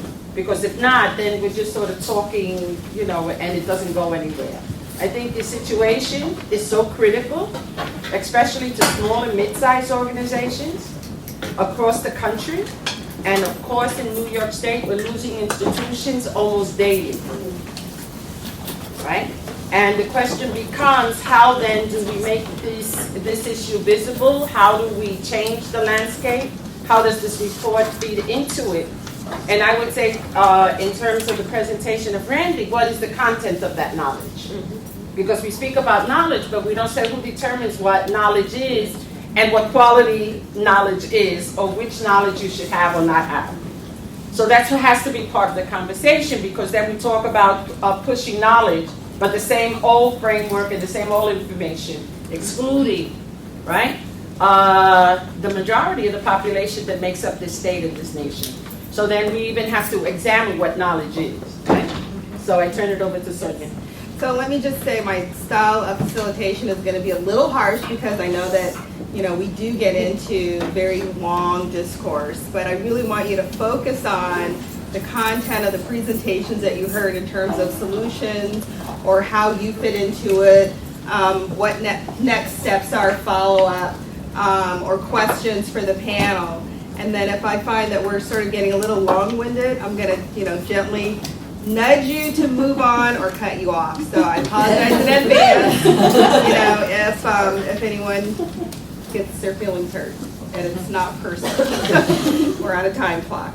So, so with that, are there any responses first to any one of the three presentations? And they actually all fed in extremely nicely, starting with Holly's overview of the data, and then Yvonne's perspective, both historical and looking at now sort of what's missing, what we can do, and then going into Randy tying in, you know, the similarities of what's going on in higher education, which I can definitely attest to, being at Wesleyan University.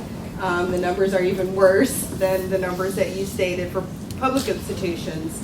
But let's really be specific about these issues. I know that we're all dealing with other issues within our frameworks, but let's try and focus on the content here. Yes, Bill. Yeah, Holly, in the report that that you cited and the material, as you spoke about arts funding, was there any consideration to other sources of funding, like after-school funding, community development funding,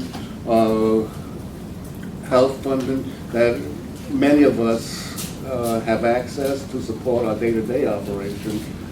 Because, truth be told, we cannot live on the arts funding. So has that been included in your report? The Foundation Center data is my main source of information, and they categorize grants, arts grants, based on how the source of funding, a private foundation. So it could be a health funder that's making an arts grant, and that would be included in the data. So it would be included. Yes, but it's not any large-scale public funding outside of the arts. In other words, it's not public education funding or community development funds that I had access to. Okay. But you make a really important point, which I should have in my own report said that many of these organizations are both entrepreneurial enough to get access to other sources and are dependent on them, in fact, because the arts money is too small. One more question for you, Holly. The profile, is there any effort to develop a profile of organizations of 10,000 and under? Good question. The reason why it's though, to me, that's where the culture begins, that's where the arts begin, that's where the first exposure, that's where all they're the gatekeepers of our values, of our legacies, and frequently they're not 501c3s. So we are missing an important component. And how do you think this can be addressed? Oh, that's a really, really good point. And no, I don't think there's any good data about the groups that are under $25,000, which is 70% of the system. But to my knowledge, I mean, I only had two months to write this bill, so I'm not making an excuse for myself, but I didn't have enough time to do as much as I would have if it had been a longer assignment. But that's, I think, a central that's question. Where the richness is. Yes, and a central question about additional research that needs to be done. I think it's the IRS data that, and to a certain extent, 990s, if they're filing them, that is the primary source of information about that. But to my knowledge, nobody. If they file it at all. Yeah. Nobody's. And that's a big question. That's exactly right. And a question for Yvonne. Can I come in on this? There are some communities where that additional level of work has been looked at in a single community. Pittsburgh is one where, for some years they have looked at these questions. I mean, several years ago, I was involved in a project in Pittsburgh where we were actually documenting cultural activities that were in non-cultural organizations. So you can find some of this data and some of this information in a single community context. But, finding something statewide, finding something national, that will take a lot more. And could I just ask, Yvonne, is that, are local arts councils the primary source of that kind of information, or is it private funders in those places? That varies on location, because local arts councils have different roles, and the definition of local arts councils are different than what they used to be. So, and Bill can speak it to all those depends if the face of the local arts council is the face of the community, then you'll have access to that information. But if the local arts council limits itself just to the arts, they'll never have access to that information. Which brings me to another point about. Last point, Bill. Okay. It was one point actually. Go ahead. I have D and F to go. The issue of class. Yes. Class, not just from a racial point of view, but class as an issue within race. And we had a grants program which Holly dragged me into, the Urban Artists Initiative, where it's a grants program for artists of color on a citywide basis, and we realized almost immediately that within that category, the issues of class, education, income level, versus that artist who's come out of that 10K and under group, and how do they relate to each other, and how one is more sophisticated because it's trained, yet the others have more of a passion and are not part of college or a conservatory. I guess I answered my own question. Because I could frankly zone in on something even that you just said in terms of more sophisticated because they're trained. See, that's one of those places we have to be careful. Even subconsciously and consciously, but subconsciously we have to be really careful because sophistication does not mean training at all. At all. And so I'm gonna go around the room. We're starting here in the back, and then over here, and then over here. So these 4, and then 5. Hi, Michelle Bishop, Harlem Needle Arts. Thank you all again. Hallie, you touched on something about the categorization of artists. You said professional artists, folk artists, then there are categories of artists that never really identify themselves because their professional life is dictating the art. And what we struggle with all the time is this term folk art. And similar to what he's saying, the trained versus the non-trained, how do you all see us sort of appreciating the value of this so-called folk artist that's doing such phenomenal work, but that may not necessarily have the resources, but definitely have a place in cultural equity and building a major part of this city where we are? Well, I'm sorry. How do you, okay, where should an artist go then to say, I'm an artist, I'm a part-time artist, but I'm doing phenomenal work, so that the stats represent them in that pool? Yeah, that's a really good question, but I mean, we in New York State have a folk arts program at the State Arts Council, which is not true of every state, and that's something. As far as the data I was citing on artists comes from the census, and we can take up with the census their how they categorize things. Okay. But one of the ways that happens is that people self-identify. Right. They say what is their profession on the census form. So a folk artist needs to register. I mean, needs to indicate that they are an artist in that form for it to be caught by the census. How to catch the attention of funders is this is one of the real heartbreaks of my career, because I worked as long as I was a funder to expand opportunities for folk artists and traditional artists. But it seems to me over the course of the last 10 years that the opportunities have actually shrunk. At explicit programs benefiting folk artists and the opportunities for folk artists and tradition bearers of various kinds to be in the funding mix. I don't have much to say what the solution is, because it seems like we had one growing for a while, but the trend has been the opposite. One of the challenges that, and one of my many battles, personally, when I was at the Arts Endowment, was this whole notion of what the Arts Endowment, which then the states replicated in terms of defining who a folk artist was. Right. And during the best period days, if you didn't learn from your grandfather or your great-grandfather or your grandmother or your great-grandmother, then you couldn't be a folk artist. Right. And so the definition now, I think, has expanded, but there should be more conversation about folk art traditions versus folk artists. And there are, as you pointed out, in the use of the language of cultural barriers that need to be further appreciated, I think, in the context of funding indigenous work, because it could vary. It could really, really vary. I often see artists who are working from clear traditions.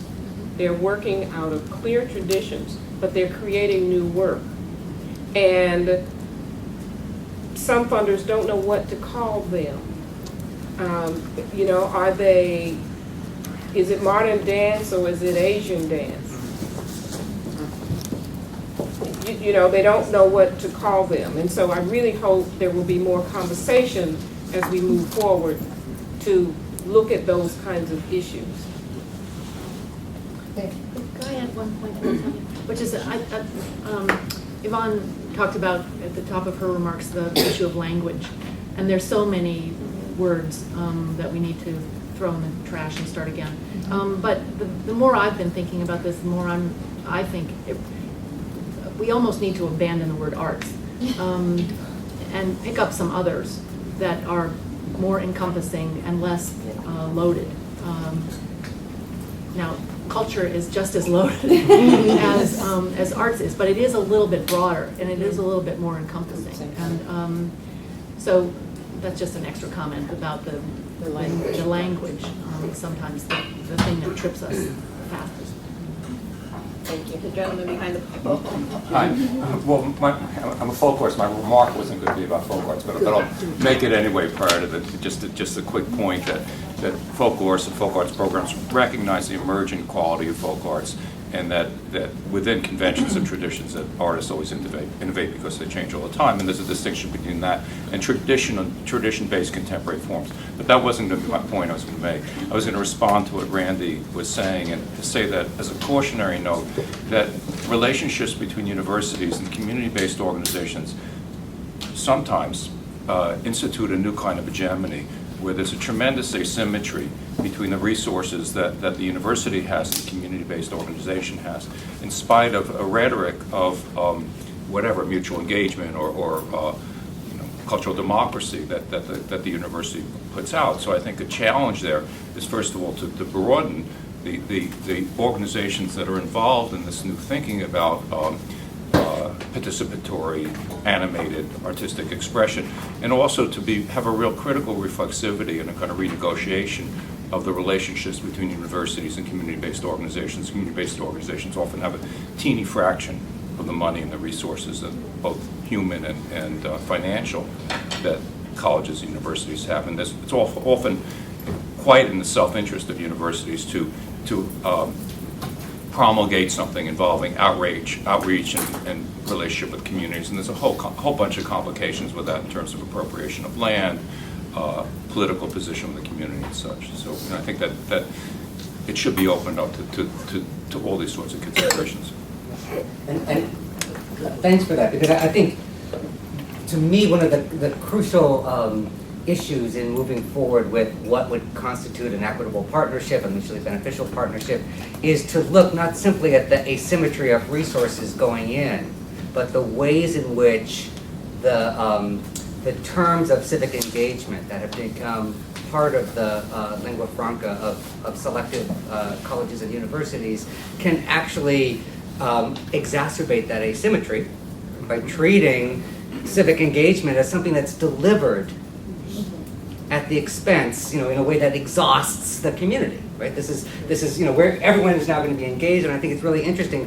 One of the ways in which, especially selective institutions of higher education, have responded to the beast they created of this narrowing, test-driven, winner-take-all, student, is to say, well, we want well-rounded students who show that they have a portfolio of civic engagement and community engagement, right? So part of that, though, is the lever, right? To say, okay, so this has been introduced. It's been introduced in ways that are that make a kind of active-passive relationship between the university and the community. That's in a way that just it doesn't change anything.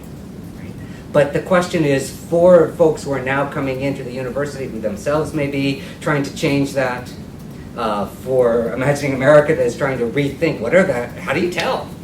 Talk about evaluation. How do you know whether this partnership is doing, harm or is actually constructive? And how do you know it in the aggregate, if this is a national trend that we're having, that especially privileged students, paradoxically, are supposed to be grounded in community? Yeah, so I think, to me, the strategic question is, how can we take that circumstance, which is potentially one of continued underdevelopment, even, in good faith, and say, let's use this as a leverage point to open up the question of what those terms of exchange are.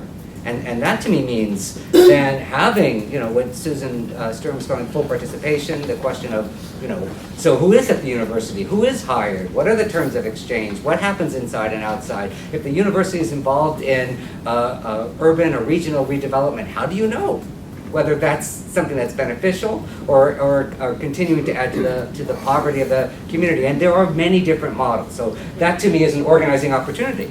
And just to say very quickly that there's a real sharp disjunction between private universities and public universities with regard to service learning, because students from privileged background can afford to do volunteer work in service learning, whereas people from other social class, economic backgrounds are not in a position they have to work. So, I mean, that to me is at least where this question of community-based knowledge and forging the kinds of partnerships that aren't simply going to deliver students to sites or put text in, but actually say, what is the knowledge partnership that we can imagine? And that means articulating what the needs are on both sides.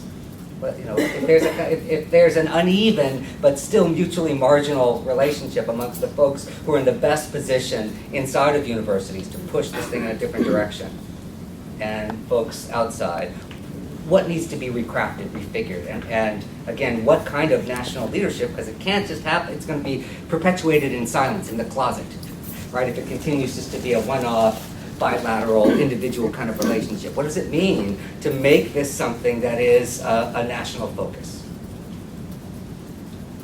Yes. Oh, I had just a quick comment and then a question. First of all, in terms of Bill's question earlier, I know that it has its issues. I'm sure people in the room think it's right, but the Cultural Data Project, I think Pew's Cultural Data Project is going a long way to capturing the kind of data you're talking about. We've been using it with our applicants just for 7 months, and 70% of the applicants it's captured data for have budgets of under $500,000. And those are people who are going into now a national data pool of cultural organizations that can be used by researchers. And we've also found that, the organizations there aren't a lot of barriers to participating. So I think there is a great project out there, and there's a lot of data that's already been collected that people who are interested in this should be tapping into. The question was for Yvonne and maybe Holly. I thought your point about this invited to apply is not good enough is really at the crux of the matter with so much of this. And I'm wondering, beyond just changing who's at the table, what models you've both seen that work to really expand the pools of people who are in the mix for getting funding in this way? Well, I believe that the place to start is with policy. And so, a lot of times we want to think about, tinkering around the middle and around the edges, but the quintessential focus, I think, should be on the policy and articulating what that policy is and having lengthy discussion among various stakeholders about what that policy means. In some ways, it's like what we tell our grantees when they need to include their strategic plan or their long range plan. I mean, you start with long range planning process, you start thinking about your mission. But to me, I think the question is how do you look at your policies, and starting there. And there are different kinds of examples. I'll try to think of some, but there are different kinds of examples of ways in which to look at it. The reality is that most funders that I know have multiple objectives. They're not just attempting to do one thing. We're not talking about the Ford Foundation here. We may be talking about, John Brown's Family Foundation. Most of them have more than one objective, but there's a great need to stand back and to really look at the policies and articulate the policies, and then let the guidelines, let the approach, let everything else, if you will, roll from an understanding of what that policy is. So that's one response I have to what you're saying. I would concur with that, but I would say absolutely nothing substitutes for shoe leather. I mean, you have to have people out in communities talking, and you need community organizers talking. I mean, you need people and you need anthropologists and community leaders, and you need people who speak with and for and of the community, generating possibilities. And it can't all be top down. I'd like to address the issue of the cultural data project. I've never known I've never known a single nonprofit administrator who has been pleased with the introduction of yet another requirement towards accessing government money. It is just about the bane of every administrator's existence that there has been another hoop created that is it's not voluntary for us to participate in the collection of data in this matter. It is now a requirement for us to be able to even get to the table to get access to the funds. I mean, this is something that was created, and all of us in the field said, oh my God, another thing that we have to do before we can even apply for funds? I mean, amongst us in the field, we were like, who came up with this idea? It certainly wasn't one of us who's working in a small-staffed, small-sized or medium-sized nonprofit. And I've even talked to a few funders who refuse to be a part of it. And to me, I want to be on their team because they understand this idea of it not being your money. Why is it being made more difficult? Not easier, not more accessible. to be able to get funding so that we can continue to do our good work. Susan? Well, 3 points which you can respond to if you want to or not. One is just building on the first point that was made about the non-cultural organizations. I think it was an incredible panel, by the way, just so rich and comprehensive. The piece that I think could be an interesting addition is to think about the other group of community-based organizations that are providing advocacy and services and support and are often either interacting with arts organizations or integrated with arts organizations and face very similar kinds of challenges. And I think thinking about also breaking down both the funding divide, which was talked about at the beginning, but also the lines between arts, culture, and humanities organizations and the other types of community-based organizations that are providing similar kinds and sometimes the same kinds of goals and services. And I think we need to think in how we're thinking about this to link those on both the community-based side and then also in higher ed institutions to bridge those kinds of gaps. I didn't know that's an issue that IA is thinking about. So that was the first point. The second point is to think, as we think about this conference that we're thinking toward in September, that's a conference that I think we're all thinking about as one of a mobilization opportunity. So it's not only the conference, but how can we use that as a way to actually do things and to do things that would continue beyond the time of the conference. And one thing that it sounds like we could think about doing is, for example, these kinds of studies of the small arts-based organizations that it's hard to get a big consulting organization to study, but those are the kinds of things that I could imagine are having collaborations that would actually link the research capabilities of higher education institutions to needs of community-based organizations. And if it were done in a coordinated way by a national organization, so you could have the same kind of study being done in many different localities, we could potentially get a kind of information that you're unlikely to get if you're only doing this from the perspective of a national organization. I think those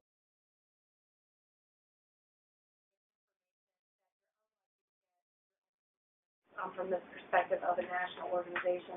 I think those are the kinds of ideas that I hope we'll be able to generate of things that if you had a consortium of higher ed institutions and community-based organizations that were really trying to think in a national way about how we could combine our resources and our visibility to address these kinds of issues. How could we do that, and how could we do it concretely, and how could we use IA as one vehicle to do that?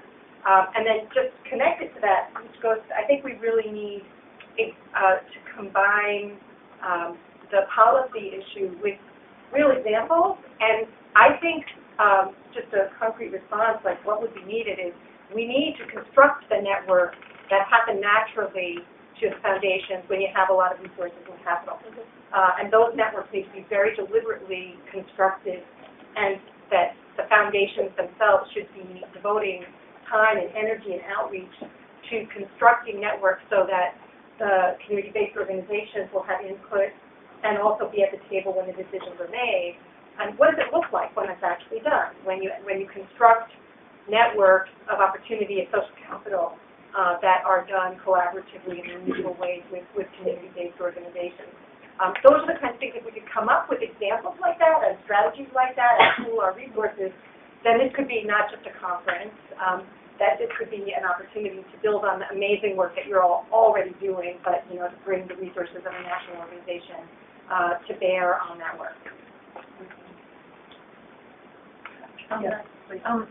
Not in any order, but two things. The Trend or Tipping Point report that Americans for the Arts published last year is very useful just on this issue of non-arts organizations doing art work and non-arts funders funding art work. And that table I described where the larger the commitment of a funder to the arts, the less likely they are to be focused on expansion arts groups. The inverse is true. There are more and more funders in health, environment, education, who are finding agency through artists and arts organizations. And that seems to me a great opportunity. I mean, it confirms what you were saying, Bill, but I think that that's where the growth is. That's one point. And the second point is, I'm 30 years a funder. I'm trying to recover from that, but yeah, thank you. But here's what, funders are really, I want to say two things that are contradictory. One, they're just like you and me, and they're different than we. But here's where they're friends of ours. And they're friends of ours. But here's the way that they're just the same as you and me. They are less likely to get involved and to invest in something that they are not actually party to creating. So any research project that you want to do, I would strongly recommend you get the funders in at the point of creation, because then they'll be invested in shaping it and invested in the outcomes for it. And all the best research that I've seen in art that's actually affected funders' behavior has had that quality about it. And one of the things that's really exciting about that idea is that if it's constructed in a way that the community based organizations are Also at party the to table and setting that up right from the beginning, you're creating the networks in the way you set up. So that's a really Yeah, but I think that, you know, I'm sorry. I have to interrupt because it sounds right, but it isn't right. Because it goes back to the point that Yvonne said, and that I think Holly said as well. It's who knows who and who comes to the table. Yeah. What Nina was referring to in terms of the Cultural Data Project is now a requirement for all organizations. Nobody was at the table that represented our group. And in fact, when Michael Unsank and I spoke to the Pew Foundation, to Ms. Godfrey, she absolutely admitted that no groups of color or smaller groups were even thought of in developing the data project, right? And she had to think through now how to involve them, and what that resulted in was workshops. More workshops for institutions that are already stretched. Right. So now everyone at the funding level is accepting the Cultural Data Project and insisting that you submit, you put this in, and there is no mechanism for changing, right? Because even though Michael and I, talked to her for hours, there was no opportunity to shift. So the question is, how do you get funders at the table to sit with groups that they don't even recognize or deal with, or want to deal with, necessarily, right? So that I think that when we make suggestions, we really have to think of how does this happen? Absolutely. What makes it happen? And what are the leverage points or tipping points that can make it happen? I'm sitting here smiling because I remember the conversation. And the conversation was at a GIA board meeting, Grant Makers in the Arts board meeting in New England. And the desire for the information was all about them. It was all about them. It was all about what the funders need. It was pure and simple, all about them. But bringing this up, it's just making me recall hearing the conversation and asking at that time what was the difference between what the state arts agencies were doing, because they're collecting data as well and have been collecting data for years, and why was this necessary? But I didn't get very far in the conversation. And I think part of what you're saying also requires the assumption that provide the label that we continue to use and recycle. For example, folk art. And I think that you were going to that point, and I don't know if I'm putting words in your mouth. Many of our communities absolutely refuse to use the word folk art. Absolutely refuse. And this is an argument I've had with Robert forever.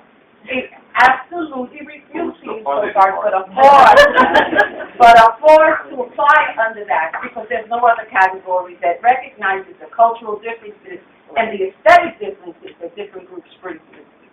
I say that I think we do have an opportunity to come to a conversation that is shaped around the issues and concerns of the arts organizations of the communities. And I think you're raising the crucial point. The question is, how does the conversation get shaped? Who sets the agenda? How is it constructed? And how do higher education institutions and others come into the conversation?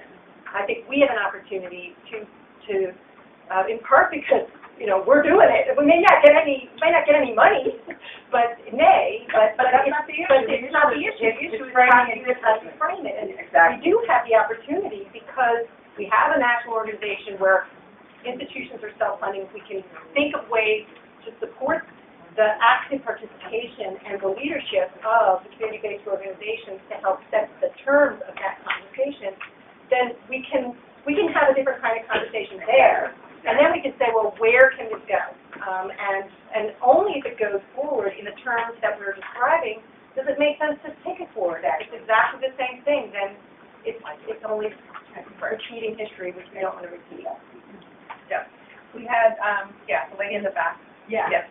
Thinking about the challenges of the foundations and the government support and those ultimately the challenges of fundraising for organizations, I'm wondering with the connection to higher education and what we're teaching our students and how we are educating that only 50% of individual donors that are giving to the arts, that how can we create a way to educate the next generation of the arts philanthropists, of the people who are going to give the money or the support or the partnership, and how can foundations be part of the partnership in higher ed and arts and community so that our undergraduates, our graduate students, our students are learning as part of their education what it means to be a citizen is to support the arts in our community. And how do we foster that and really empower them to be these new donors that we all need? We need the individuals if we're going to continue to grow as well. My first response to that is we need to teach philanthropy in a way that is different than what we used to teach it, the way we used to teach it, to recognize that philanthropy in support of culture is beyond just whether you wrote a $5 check or not. We need to validate the other things that we are seeing in organizations. I mean, I remember having conversations for many years with Tina, with Ballet Hispanico, about what was required of a parent if their child was in that class, and while they may or may not be able to pay that full fee, they were required to spend time in that costume shop. So we need to in higher education, we need to have some validation, some articulation, some documentation, if you will, about what philanthropy is beyond just giving money. And I'm not to say that giving money isn't important, okay? But we do need to start thinking about and articulating other ways in which individuals are supporting, particularly community-based organizations that are natural to them. I mean, it's been happening all the time. And, I'm from the South, therefore, you can always look at the churches and see what they're doing. Don't know about you New Yorkers, but, it's just a phenomenon, being in the Bible Belt. So I think that's one place that we need to look. There are a number of great programs, including here in New York, on philanthropy. And usually when we talk about philanthropy, we're only talking about money. So we need to expand the vocabulary, if you will, the acceptance of philanthropy being your time, your resources, and things other than just money. So that's an immediate, kind of quick response. Teaching to give at home, all of those kinds of things are certainly necessary. But I have this discussion sometimes with my counterparts in the program that I teach in, the graduate program I teach in, on, what are we actually teaching graduate students about philanthropy if we're only teaching them how to write a grant proposal. So. The other thing I want to pick up on is the arts education piece. So 30 years ago, when higher education was far more selective, the plurality of degrees were in the liberal arts. Now, most of the students are in some sort of professional program. The old ethos of professional training and of discipline knowledge is to be disinterested, as they supposedly objective, and to separate facts and values, right? And that is the training for students. Now I would say we have to replace disinterest with engagement. And that means, I think, in arts training, to talk about artistic citizenship as a partial citizenship. That is to say, you have many affiliations, many things that call upon you to participate in communities, to have certain kinds of responsibilities, so it's partial in that sense, but it's also partial in the sense that you have to start naming what you're committed to. And I think if that is not part of artistic training, and it's interesting that in this professional training education, the number of degrees in the arts has more than doubled. There's been, in this last 30 years, we have 2.5 million people who are formally in the arts. Well, that's how many people have gotten degrees in the arts in the last 30 years, right? So that universities have a huge opportunity to get their house in order and ask, is it sufficient to play into the romantic idea of the genius artist with students and say, your talent is going to carry you through, or do we have to start saying, what is the question of affiliation, of audience, of commitment? And I think that is the question of the lens. Right? Well, I mean, to me, it's what is the purpose of art in the late 20th century? That's really the question I think, I hope that this report has raised. What's the purpose of art, of cultural philanthropy today? It can't be the same as it was even 10 years ago. So it's really a core issue. Get some folks that have not spoken, Jan and Kathy, you guys are hanging up.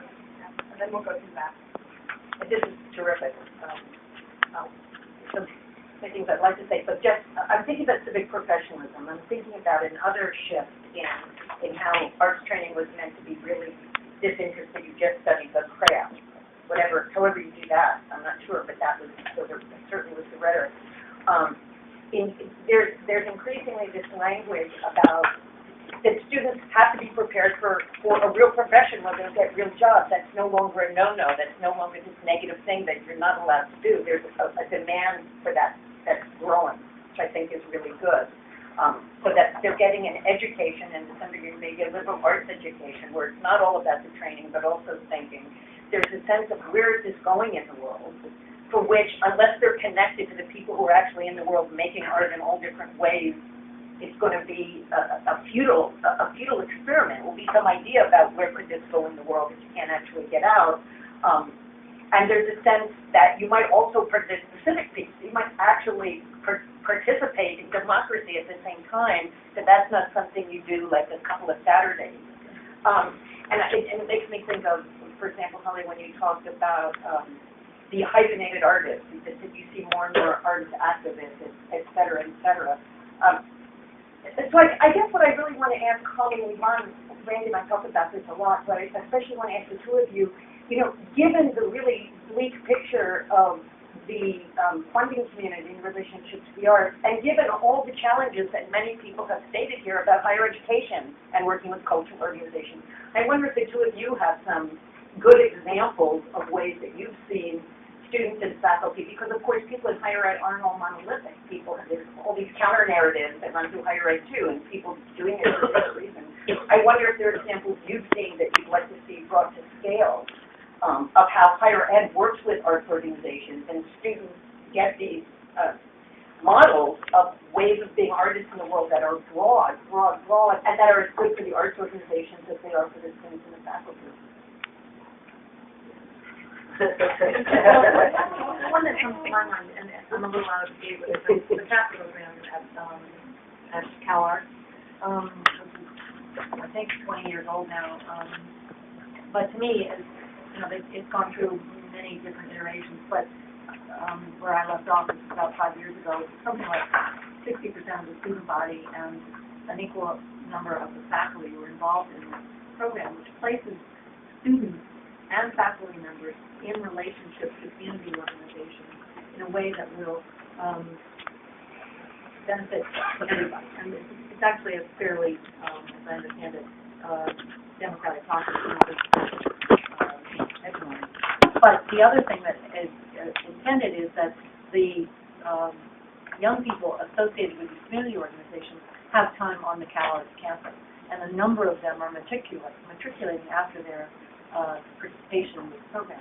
So it's it's a win-win-win-win. The kids get, I mean, the college students get a chance to get off campus, the faculty get a chance to get off campus, the community organizations get some additional talent and resources and labor, and the young people involved in community organizations get their worldview opened up and new possibilities.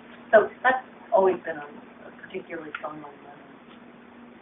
The small example I can think of is where you have a university that's wise enough to put a culture worker on their faculty who may also be affiliated with an organization. I can think of, a couple of them in the small 200,000 person community that I live in.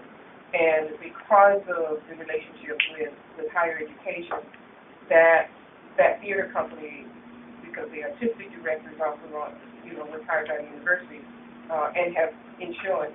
Hello.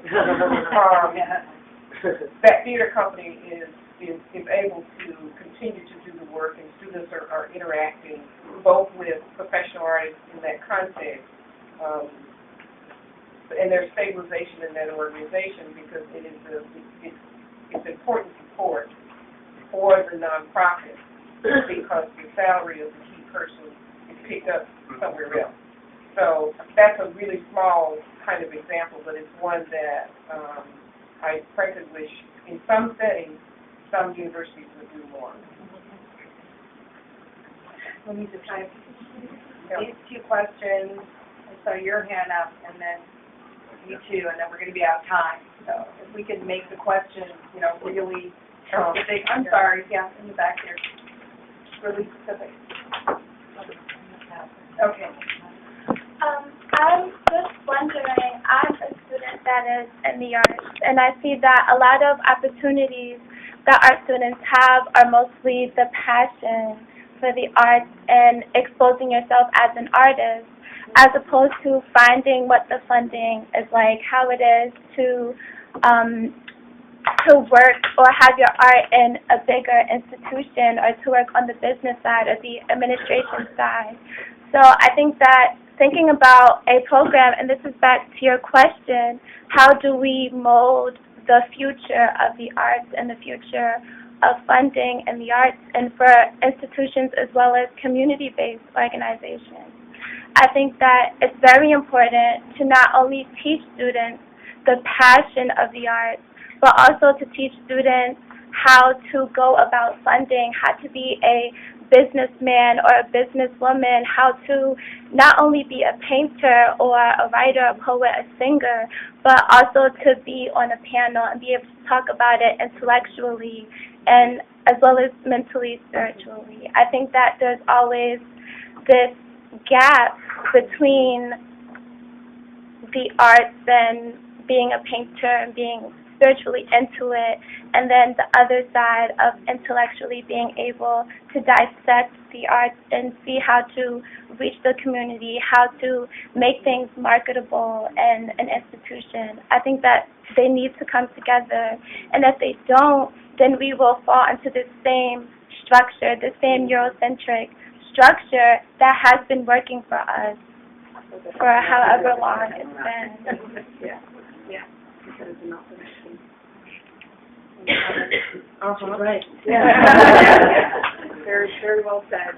I'm going to go in the back here. Thank you very much. Yeah, and I just wanted to follow up on something Susan had said before about broadening the kind of textures for both arts and the humanities, particularly given our upcoming conference, the Sightseeing New York. And you might have covered this already about the special local context of the interplay between arts and academia in New York City, but it is unique in the sense that if all of us look in our budgets and all of us think about what we do with arts interventions, they really do bring us back to community development issues all the time.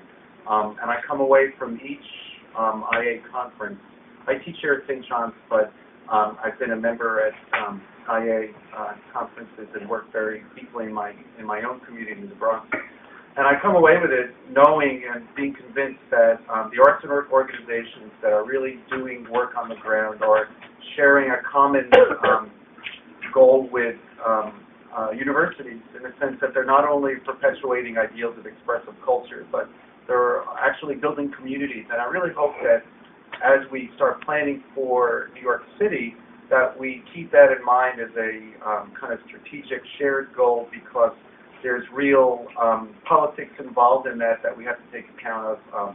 New York City is a rough and tumble world, as everybody knows, in which the arts exist alongside service delivery, community development, youth programs. Almost everybody who works in New York City Arts will have some connection to DYCD and other city agencies like that. So I just encourage us to kind of expand that notion of arts as people in academia have expanded the notion of community, of humanity, especially given our locale, and the conditions under which we work here in New York.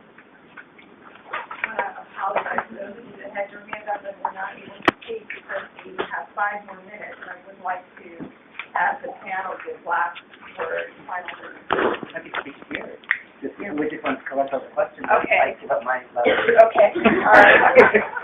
So can we just kind of, two of you have not spoken. Was there a hand over here? Yes, the hand. Fine. Okay. I just think that one of the things, when you're working on the ground, that's so difficult right this moment, is this idea of all these presentation organizations, universities, museums, people that present work to the public, trying to work with participation organizations. So there's a whole set of groups on the ground that are participation organizations, and that's one of our mandates. Those are our values, and we're trying to talk about a kind of practice that is completely foreign to a presentation organization. A presentation organization gives knowledge that they define on the systems they define, and arts institutions are particularly problematic in this way, in that larger sort of work that Holly was saying. To me, one of the things that's very challenging, especially as a cultural data project I think is a strong example of, is that foundations and government support is very interested in a kind of rigor that's defined by a data collection that is never actually adversely applied to them. Right? I mean, when was the last time a program officer had to fill out 700 goddamn forms to prove that they were effective to us? And I guess as a challenge and a question, how could we provide a cultural context litmus test that we could give back to our funders, that we could ask from our communities to say, are you actually working in a community context? Is it rigorous? Not is the product rigorous, is the community context built with rigor? And what would that rigor comprise, and could we define it? Right. Because to me, that's what I feel like I'm constantly gravitating. It's a way to turn around and say, okay, sure, but tell me who's on your board. I'd love to hear who's on your board. And I'd love, just that same thing, does it represent the community? Because I think what Holly's study does so beautifully is it just says, yeah, we represent our community context for art. Our community context is people that make a certain amount of money, and, they live in this way, and they're interested in these cultural concerns. Now, I'm not against people having those cultural concerns, but it's interesting to think that that's not a cultural context, and that we can't, the fact that we can measure it now is where the beauty is. So that would just be like, if you're looking to a conference, what is community rigor? Can we, and I think that has to be defined, and defined, I don't care if the foundation people in the room are there, and I love a lot of them, but they need to listen. You can invite them, but could you ask them not to speak? I'm serious. I'm totally serious. I'm totally serious. We're so excited to have you here. You are here as a listening body, and we would love, you can write whatever you want, you can commission whatever studies after. I'm sorry. Occupy Wall Street leads you. They reach a certain point in their stage of development. They have more appointments with police, the state, should I say. And they're at this point where they need to institute their game by non-profit 501c3. You need to find a way to cross over, and they need to find a way to cross over so they can institutionalize what they're doing. You want to hear the vibrancy of imagining America? Come down here and listen to them. They're amazing, amazing people, and it's so wonderful to be there. I just feel so great about it. Great. you need to be there to hear them, because otherwise there won't be a crossover. You won't know how to set up micro banking systems for the United States if they already know how to do it in third world countries. But you need, there's so many people that Bill has talked about who are down there in the grassroots. They don't want any public money. They don't want the hassle of writing all those forms. And you need to find a banking system. I remember in TAC conference, right? We had a TAC conference and there was a great speaker and said, you know what they're doing in third world countries? They're structuring the accounting system because the legal system follows the accounting system. And we're all locked into an accounting system. We went, I don't know about you, but so many of us went from volunteers in the community to being taught how to do books and how to do that. And then we all get locked in, and then we can't think out of a box. And it takes those kids down there to do that for us. And they're generating what we want to imagine America. They need us. We need to be part of them so they can spread more and be an effective place. I only have 3 papers here. I'm sorry. But this is the real word. Don't listen to the bullshit. The papers have so much at stake. They're not telling you the truth. You've got to hear them for yourself. Last comment. Last comment. I appreciate that. That was very good. And as someone who used to be in the corporate government world, who has expanded upon my love of art, and I know a lot of artists that you've never heard of before. And on my 1 block in Bedford-Stuyvesant, I would say there are about 5 art studios, many artists, and at one time people did this as hobbies, but this is now how they're living. And I've been doing gallery shows for a long time, and I thought in this economy it would be difficult to sell art. But no, you could still sell art because there are people who have a little bit of money. And people who make things from pottery to jewelry to paintings, it really is the only way that people are going to live, is if they can take what they create and then sell it. And, I've had a gallery for a long time. Now there are 1 million galleries. But I think that's a good thing because it's creating an economy. And people are buying the art because, I have a lot of friends and I go, oh, I sold that piece. I sold that piece. And I'm, it's an economy that has value, and I think it has possibilities. And I think that they're not, you talk about interested in the funders, they're not interested in the art council. The politics of the art council is too rigorous for them. They only want to deal with their own micro world because that's the only way they can earn a living right now. And I think that's something, and someone said you have to get out. I had to get fired to actually get to know my neighbors, to see the extent of which sustainability is really going on. And I imagine it's going on everywhere to some extent, but it's pretty deep. And so I'm not as pessimistic as I was about the world 3 years ago as I am now, given that I just think people are adaptable and things are going to have to, shift. And I think reimagining our world and Occupy Wall Street, and those are conversations of value for people who are actually in the community, in the sectors who aren't connected to institutions.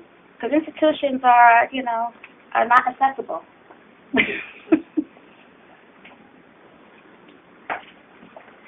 So thank you. I do want to have final comments. We're going to have to go left because we're going to America and have to parlay this discussion into what's being planned for the Imagining America in terms of really next steps and all of these, wonderful ideas that we've heard.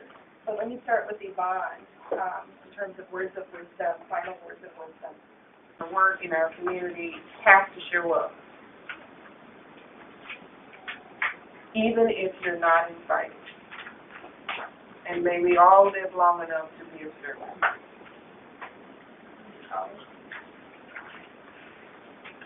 I'll quote Frederick Douglass, one of my favorite statements.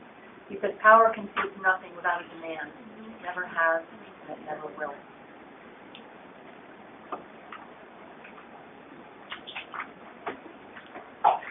So let me just switch into this more instrumental organizing mode